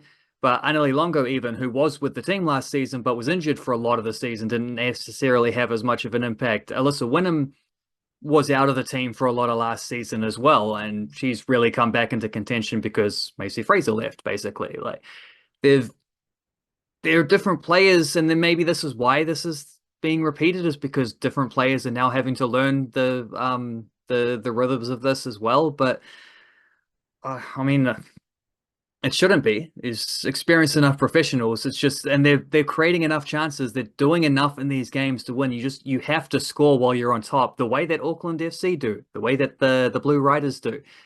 When they have spells where they break open they get a bit of an advantage in the arm wrestle, they tend to score a goal in those moments. Often it's late in games, like we mentioned, late in games or late in halves. The Phoenix did equalize right before halftime against Perth Glory, and then they started the second half fantastically. Then Perth managed to withstand that 10-15 minute barrage and then steadied it back out and then ended up winning, scoring a goal. Very frustrating way to lose it, where there's just a cross that goes into the middle and your defender hoofs it into the top corner of her own net. It's like, yeah, sometimes it's just it's not working for you, because they remain a very good defensive team, but they're at the moment, probably because they're on a downswing where they're not getting the results to reflect how they're playing. You're starting to see a few more errors like that creep in. I would personally have much preferred if Tiana Jaber just left that and said to Kelly Brown, "Here, you score that." Let the New Zealander hoof one into the top corner against her own team and take the glory instead of an own goal. I would have at least enjoyed that. However, I do think Kelly Brown, really nice performance there against the Phoenix. I thought the work she put in, the shift she put in as a lone striker, and coming only I think 2 weeks back from an injury that kept her out for about like 4 or 6 weeks or something like that. Well, she was pretty handy in this game right before her Football Ferns call up as well. So, well, after the call up, but right before she goes and joins the squad, where she potentially will make a debut next week in Costa Rica. So nice to see that from Kelly Brown. That was cool. At least we take a nice positive from the game. Also, a few more minutes for Ella Jerez as well off the bench. So there was something there. And Anneli Longo continues to be excellent. It's probably part of the reflection of why this team is not scoring the goals they should be, is that their central midfielder is their most creative player. Like Anneli Longo has, I think, 3 goals and 4 assists, which is easily the most combined for the rest of the team. I think it's Liv Ferguson has 3 goals and 2 assists, so she's got 5 goal contributions. Players like, let's say Grace Jale started the season not contributing enough of those, then had scored a couple of those 2 long range goals. She had an assist also, starting to really look like she was finding form. Now she's maybe drifting back a little bit more towards the start of the season. Alyssa Wynnum is someone who always, she didn't play this game. She was out with a concussion. She's someone who always looks really good up until the last moment. Like there's just a few too many, maybe. I think Jale and Wynnum are facilitators. So you need to put good finishers around them. And maybe that's something like I think Minai Elliott has earned her way into the starting lineup, but I also kind of think they might just be better if you put a better finisher or someone not about finishing, but someone who is more of a goal scorer than a setter-upper and Emma Main out on that wing, perhaps, or even if Main starts ahead of Jale or Wynnum or something like that. Like thinking less about talent and ability and form and a little bit more about profiles and who is going to be like who are the goal scorers in this team because they need more of that. So there are solutions, but unfortunately the solutions aren't really like the kind of it's not really a wave of magic wand thing. It's a bit more like you just have to score that one next time. Next time you have a shot in that position, don't pass, shoot, make sure you put it past the keeper. Just be little bit stronger or a little bit more selfish or whatever it takes. Like they need to be able to convert their good spells and games into goals better. But they have shown a ability to do that in home games. Like they have been able to do that. And even when it's sometimes come harder than it should, they've tended to capitalize in second halves by just continuing to apply the pressure. And in home games, they're a bit better able to sustain that long term. Whereas, like I said, in the Perth game, really good 15-minute spell after halftime, couldn't sustain it for the rest of the half and ended up conceding and losing. So they do have more home games and away games to follow. They can capitalize on those ones. And if you just sneak one or two other good results away from home in the last, whatever it is, like 6 games or 7 games or something left in the season, that top 6 is still not out of the question. But they've done themselves a bit of damage in the last month just through this run of away games and consistently losing close games where they're better than the result that they end up with. The Warriors had a pretty good win in their trial game in Hamilton over the Storm. And we've got a fairly decent sample size, not decent sample size, we've got 2 games of Warriors Rugby League so far this season. And I was invigorated by when I started watching this game. And Coach Andy, he's got Tamaita Martin at fullback. He's still got Tain Tuapiki on the wing. I was like, oh, this is interesting because he's trying something different. Last year, Coach Webster didn't try many different things. And this is part of the perception and the reality of Warriors Rugby League. The Warriors were pretty stink last season, relying heavily on their senior players. And Andrew Webster, he was never going to change. He was never going to pivot away from that. Understandably. Well, it had worked the year before, hadn't it? It worked the year before, and it's unrealistic for the Blackcaps to drop Tom Latham just ahead of a major tournament. It's unrealistic for Coach Webster to say, nah, Terry Harris, you're a bit slow. Sean Johnson, you're not really actually setting up any attack. We're going to go in a different direction. But when he was forced to make changes, when those players were injured or unavailable, then we got a glimpse at what the Warriors were capable of. Then we come into the Storm game and Tamaita Martin's the fullback. I don't think Tamaita Martin's going to be the fullback for round 1. Because I think Shans Nickel-Crockstar is the best fullback at the Warriors. And I think their second best fullback is Tain Tuapiki. But Tain Tuapiki is playing on the wing now, which I think is a great sign because that means Tain Tuapiki is demanding selection. And it's a case of how do we get him in the team? Can you play on the wing? You can play on the wing. You're in the team. We need you in the team. We saw a glimpse of this against the Sharks last week. And the weakness with Tain Tuapiki on the wing is still him being out-jumped. But if you're preparing to play rugby league, NRL football with Taintua Piki on the wing, you can do things. You can make sure you got your blockers in place. You can win the play the ball. How about that? You win the play the ball. You smash the opposition. They're kicking off the back foot. They can't land it on his head. That's how you absorb the size difference. You might even swap Ali Leotawa to go to the wing if he's your right centre. Taintua Piki defends at centre for that last play. There's things you can do to ease the pressure on Taintua Piki as far as kick defense goes. But if you've got Taintua Piki on the wing, your team is much faster. And remember, Dallin Waitene-Zelezniak seems to be, well, he's out injured at the moment. So ideally, he's your starting winger. And then you build from there, but he's out injured. Taintua Piki's doing the job on the wing. I like it. And also with Taintua Piki on the wing, Te Maire Martin at fullback. Well, with Te Maire Martin at fullback, way more playmaking. You've got someone who can actually perfectly execute a 3-on-3, a 3-on-2, a 3-on-1. Right pass, right time, try scored. We saw it against the Storm. He just tears them apart. And Te Maire Martin's done it his whole career. That is his greatest strength, is his vision, his distribution. If you're playing, like the reason, well, I don't know. I'm just talking through ideas because we do have a clear game style, model, stat profile for the Warriors based on last season.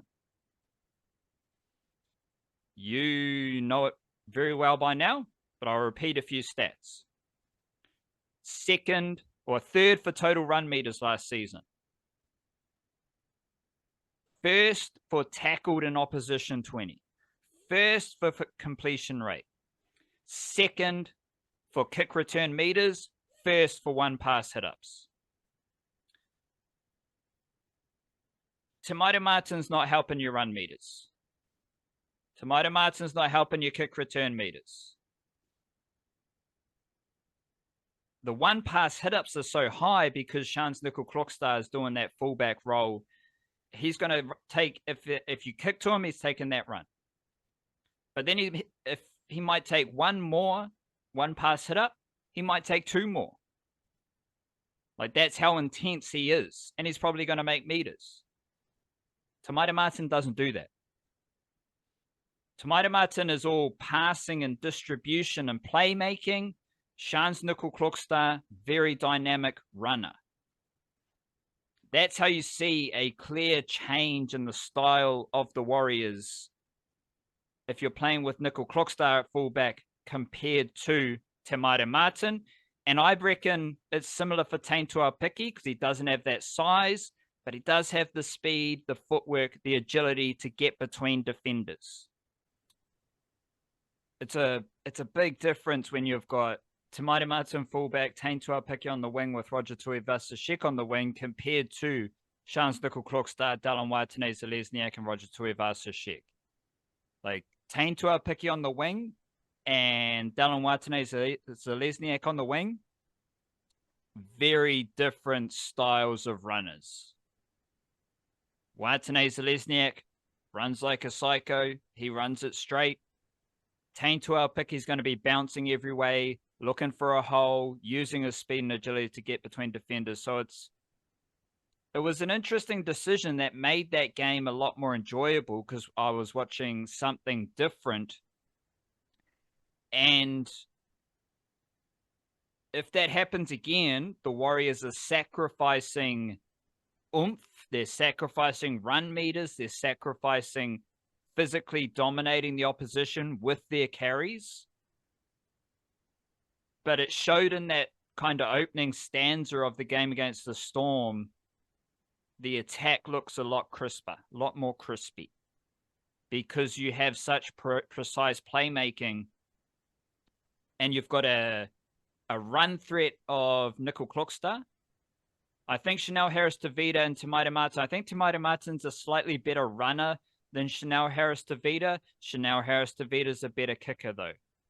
And I think Chanel Harris-Tavita's a better razzle-dazzle player. He's going to come up with crazier plays. He's going to react to the defense a wee bit better. But Te Maire Martin is so clinical in how he sets up those around him. And it was, of course, Shans Nickel-Krokstad did play for the Māori All-Stars, so he was in action this weekend. They roll their subs quite a lot in that game, similar to a trial, so it's hard to really get a clear read on what he was up to. But I did like Jacob Laban playing edge forward for the Māoris. And this is it, like, there was a lot of kind of stuff that invigorated me about that Warriors game, because Tomale suddenly appeared as an edge forward on the right edge. So he's primarily been used as a middle forward, and you do have middle edge versatility with Dimitri Vaimonga and Leka Halasima. Tomale spent minutes at edge forward, and I wasn't mad at it. I kind of liked it. He's got good footwork. He's mobile. He's physical. He's powerful. And that's probably one of his best ways to get some game time. Because the other factor there, Bunty Afoa, he's awesome now. Not that I thought that he was ever not awesome, but it's clear, and I think you can point to a few Warriors players who have improved with consistent repetitions under Coach Andrew Webster. Like, this is Bunty Afoa's third season being coached by Andrew Webster, and it looks like it's showing. So I think Bunty Afoa has, the way he's playing, he has demanded selection. I don't know if there's space for him in the top 17, because you've also got Marata Niokora, you've got Kirk Capewell. I think the best edge forward there is Jacob Laban. But I imagine, again, based on Andrew Webster playing it safe, Kirk Capewell is going to be an edge forward. And then it's kind of Jacob Laban versus Marata Niokore. Niokore looks better. He looks like he's improved. He has developed under Andrew Webster. So I think he deserves to be in the team. But this is where you get into the bench, and there's not a lot of space on the bench for these players. Because who else was awesome? Aaron Clark. You could say that he was the best player on the field for that opening period where both teams were going hard. Like, he was the most physical player on the field. He was the bully on the field. He was smashing blokes with and without the football. And his running style is very useful for the Warriors, because all season last year, we were complaining they're slow. This is a slow rugby league team. This season, if you got Tane Tuapiki in your team, he's there. Luke Metcalf's pretty fast for a halfback. Aaron Clark is rapid for a middle forward. Like, in the context of a middle forward, he's Usain Bolt. So now your team has got a lot faster, a lot more dynamic. So I think Aaron Clark, that starting role seems like it's his. So then you go to the bench, you got Dylan Walker offering utility value, small forward value. But then you got to try and get Dimitri Vaimonga, Leka Halasima, Bunty Afoa, Jacob Laban, or Niokore, Tom Ale. All those dudes are competing for, I think they're competing for 3 spots. But I also see a situation where another player, Sam Healy, is on the bench as the dummy half cover for Wade Egan. Because at this stage, Wade Egan kind of needs some dummy half cover. You might be able to get Dylan Walker to plug the hole at dummy half. But another, like, Sam Healy's impressed as well. He's a crisp passer, so he can throw 10-meter spiral passes in both directions. He's a lively runner. And that dude loves to tackle. which are great signs for a young dummy half. Like, he's definitely overtaken Freddie Lussick in the Warriors dummy half depth chart right now, and I can see him being in the top 17. But if he's in the top 17 and you've got him and Dylan Walker on your bench, then you've only got space for two more forwards. So then you're trying to get Vaimonga, Halasima, Niokore / Laban, and Bunty Afoa, maybe Tom Ale into two spots. All of which is highly competitive, so I kind of like it. Like, it's very difficult to build out your best team, but as we know, rugby league, NRL seasons, it's brutal. We know Niokore is going to be unavailable at some point, right? Like, he is the poster boy for being unavailable due to injury or suspension. Nothing against him. That's just how neck level his physicality is. So these things, they kind of sort themselves out. But that's those little wrinkles.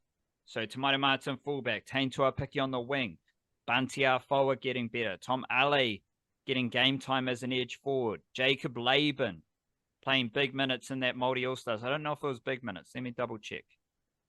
I don't even know if we got minutes for the Māori All-Stars, but I liked what he was doing there. And I think he is the best pure edge forward in their system, give or take the experience of Kurt Capewell. So apparently Jacob Laban played 51 minutes at edge forward for the Māoris.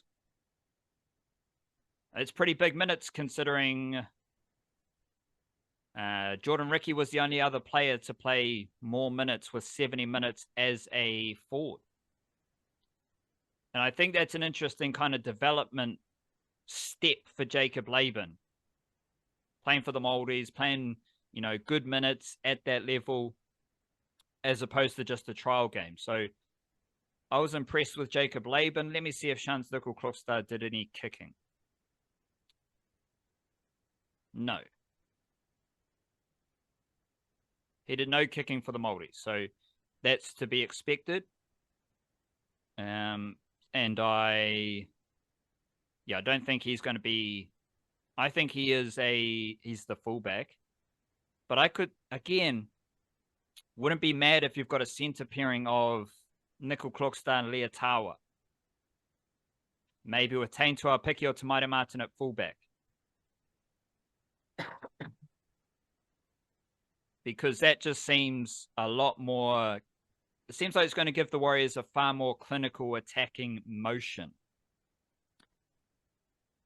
The funkiest selection of them all was forecasted, though, with Eddie Ieremia starting at centre, left centre to be precise. And it was just like two moments. Eddie Ieremia didn't do a whole lot in this game. Didn't have a whole lot of runs. Didn't make a whole lot of tackles. Most of the attack went around him until it went through him. Because that Roger Tuivasa-Sheck try where he stepped around Fa'alongo on the try line, that came from Eddie Ieremia. Eddie Ieremia was in front of Chanel Harris-Tavita. Like, I think he played the ball. And then Kurt Capewell passes out to Chanel Harris-Tavita, who comes back to the left, and Eddie Ieremia, as a 20-year-old who has been playing prop or edge forward, he reacts, he gets behind the ball, he becomes an option, then he breaks through a tackle and passes to Tuivasa-Sheck as he's falling. The foresight, the vision to get behind the ball quickly and then shuffle an accurate pass to Tuivasa-Sheck on the wing, classy improv. Then there was another play for Chanel Harris-Tavita's try where he bounces back against the grain. Eddie Ieremia is not supposed to get the ball. The ball is supposed to go to Chanel Harris-Tavita. But the pass goes to Eddie Ieremia Toiava, and straight away, he just lays it off to Harris-Tavita. And it's these two plays where he just reacts so quickly and he makes the right decision as a youngster, playing a position, or playing one of the 3 positions he played last year. It's not his main position. It might be his best position, I don't know. But he played prop, edge forward, and center last year as a 19-year-old who should have been playing SG ball. But he wasn't. He was playing New South Wales Cup. And he was playing big minutes every single game in a good New South Wales Cup team. Then he gets an opportunity to start at center in this trial game, and he just makes 2 classy improv plays. And, like, there's other dudes catching attention. Vaimonga, power, offload, aggression, easy to see what he's up to. Leka Halasima, almost impossible to tackle. It's easy to see what Leka Halasima does. It's easy to see why he's so good. Eddie Irami is just kind of creeping under the radar, but I am confident he will play NRL footy, and I'm confident that he will do a very good job in the NRL because he seems to be capable of doing a job in multiple positions, but doing it with just the subtle nuance of that position. Because like Leotawa on the right side, big, powerful runner, but he's got good hands as well. That's what you need as a center. Eddie Iramia, big and powerful enough to play prop in New South Wales Cup. But he's also got Tuivasa Sheck outside him. Who's the better runner? It's Tuivasa Sheck. So what is your job? Your job's to get him the footy one-on-one or in space. And as a 20-year-old, he was able to do that for the first try, but he was also able to make the right decision to get the ball to Harris DeVita, who was meant to get the ball in the first place. It's just good decision-making, which I do like to see. What else was happening? I don't know. But it was a fun outing in Hamilton, big crowd. And coming off that Te Maire Martin at fullback, playmaking ability. I'll finish with some playmakers from Aotearoa that you need to know about.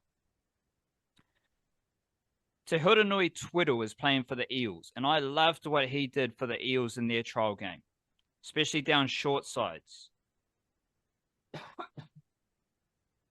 But he got game time for the Eels in their trial as a fullback, which I thought was notable because the Eels have a few young fullback options, and they're pretty well stocked in the halves.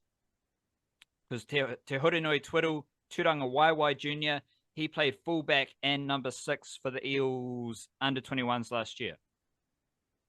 But like Te Maire Martin, coming out of the Waikato, he went down short sides and he was doing 3-on-3 breaks. He was getting 3-on-2 opportunities, and he was making the most of them. He cut them to shreds down that edge as well. So I was very impressed with Te Hurinui Twidle, who is a fullback, but he's got very good hands. He's got very good passing, very good distribution. We saw Cassius Tia playing for the Bulldogs in their trial game. Young half from Auckland, Maris Jr. He's featured prominently over the last few years, first with the Roosters, then with the Bulldogs. I think he's going to be a starting half for the Bulldogs in New South Wales Cup. And he's just a very good half as well. Aggressive, good kicker, good passer, good runner. He is eligible for Samoa as well as New Zealand, to the best of my knowledge. So a good young playmaker with Samoan eligibility. And then there's also Ryder Williams, who we've talked a fair bit about as well with the Titans. I didn't see him playing for the Titans while they were getting smoked by the Broncos, but he is another young half who has stepped up to the fringes of the Titans NRL squad, and he's also eligible for Samoa as well as New Zealand. The Bulldogs, SG Ball team, under-19s, they had a victory over the Warriors. The Warriors they've been rolling with Maui Winatana Patalasio from Wellington as their halfback and Noah Jensen as their number 6. He went to Westlake Boys High School. They're the main halves for the SG Ball team, and I'll be watching out for who the halves are in Jersey Flag. Probably going to be a lot of Jet Cleary in Jersey Flag. But I was also impressed with Luke Hanson again for the Warriors in that Storm game. He did more kicking. He looks like a lively runner, and he's a physical defender as well. So I'm looking forward to seeing Luke Hanson play New South Wales Cup, and I think Jet Cleary is going to start in Jersey Flag. But the Bulldogs SG Ball team, they had Bronson Reuben in the halves. Young playmaker from Christchurch, but more Kaiapoi, north of Christchurch. So he's another young half. I think he is just New Zealand eligible. And then another really good half is Haami Loza.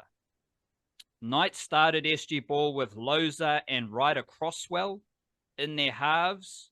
Crosswell's dropped out of the team. He's from Palmerston North, I believe, but he's in the Knights system there. Whereas Haami Loza he was on, like, he had a training trial contract with the Knights, I believe, and he's a wizard. He's a wizard with the footy. Like, he has real subtle touches with his passing that I've seen in highlights for the last couple of seasons. And he's someone to watch out for, I reckon, and keep a close eye on in the Knights system. Not a huge fan of the Knights development system because they don't seem to contribute to the Knights winning NRL games. But Haami Loza, who I think is, he spent time at Mangere, spent time at Otara, went to De La Salle College. To the best of my knowledge, he is mainly Māori New Zealand eligible. And he's not operating at the highest level. Twidle's been playing NRL trials. Cassius Tia has been playing NRL trials. Ryder Williams on the fringe of the Titans squad. But Haami Loza he's got some X factor about him. Strong runner, good kicker, excellent passer. And that's what I love to see. So I view all these dudes under the Kiwi-NRL umbrella. But it is important to highlight their eligibility because, I mean, I've just listed 6, 7, 8 dudes. So not all of them are going to play NRL. Not all of them can play for New Zealand Kiwis, right? Like, you only have 2 halves, and they got to be better than Dylan Brown. They got to be better than Jerome Hughes, and so on. But then if you're thinking, okay, Reuben, Loza, Twidle, to the best of my knowledge, they are just New Zealand eligible. But there's so many young players across all positions coming out of Aotearoa that it fills the stocks for Samoa and for Tonga and Cook Islands as well. So you do have Cassius Tia, you do have Ryder Williams who share Samoa eligibility. And given the depth for all nations coming out of Aotearoa, I think there's options available for them on who they represent. But they've got to play NRL first. They've got to perform at a high level. But that's the general overview of young playmakers from New Zealand. And I think this is the kind of depth in playmaking talent that we have never seen before from New Zealand.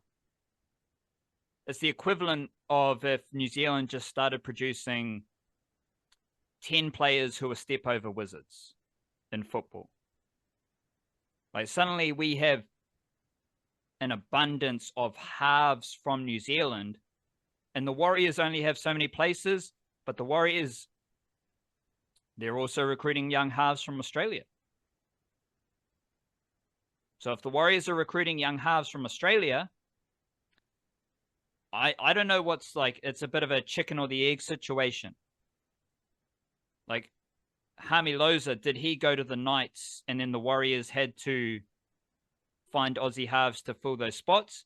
Did the Warriors go out and sign Aussie halves and then Haami Loza had to make the best move for his career? Did Bronson Reuben's from Canterbury, so he's got that Canterbury Bulldogs connection. But the Warriors also have young halves from Christchurch as well in their system. This is the thing about the Kiwi-NRL depth right now. There's too many players for the Warriors. You can get into the nitty-gritty of, like, why are they signing Australian halves over New Zealand halves? Because that is happening. The Warriors have signed young Aussie halves at the same time as Australian clubs are signing young New Zealand halves, which, as I'm talking through it, is confusing. But it's happening. And there's a lot of these dudes around the Australian clubs and the New Zealand clubs, because the Warriors, the SG Ball team, they've been rolling out a consistent New Zealand halves combination all season long. So it's very interesting when you get into the, as I said, the nitty-gritty of that Kiwi-NRL recruitment in a position, or in positions where we have traditionally lacked abundance. We have lacked depth. And we've been searching for anyone who can pass to play in the halves for the Kiwis. Let alone, oh, you can kick, you're going to play in the halves for the Kiwis. Now, there's an abundance of youngsters on the rise. And we only need to look, like last year wasn't the best because you had Shans Nickel-Clockstar and Sean Johnson playing for the Kiwis. But the best halves combo is Jerome Hughes and Dylan Brown. So that's the depth we already have at the Kiwis level. And now there's just so many young halves coming through the system who are operating at a pretty high level. And again, the highest of those dudes, Te Hurinui Twidle, who's more of a fullback, Ryder Williams with the Titans, Cassius Tia with the Bulldogs, sorry. But I also love Haami Loza. That dude's got some, he's got some flair. He's got some pizzazz with what he's doing in the halves. I've almost lost my voice, so feel free to chime in if you've got anything to say. I mean, my chiming in might be, I guess we've finished the podcast. It's perfectly fine. Because we have finished the podcast. We will be back on Thursday with a bonus podcast for the folks on Patreon and anyone with a paid Substack subscription. Reacting to the Blackcaps in the Champions Trophy, Ford Trophy, Aotearoa Derby in the A-League as well. We appreciate you being here with us. Big up yourself. Love yourself. Kia kaha. Stay beautiful. Church.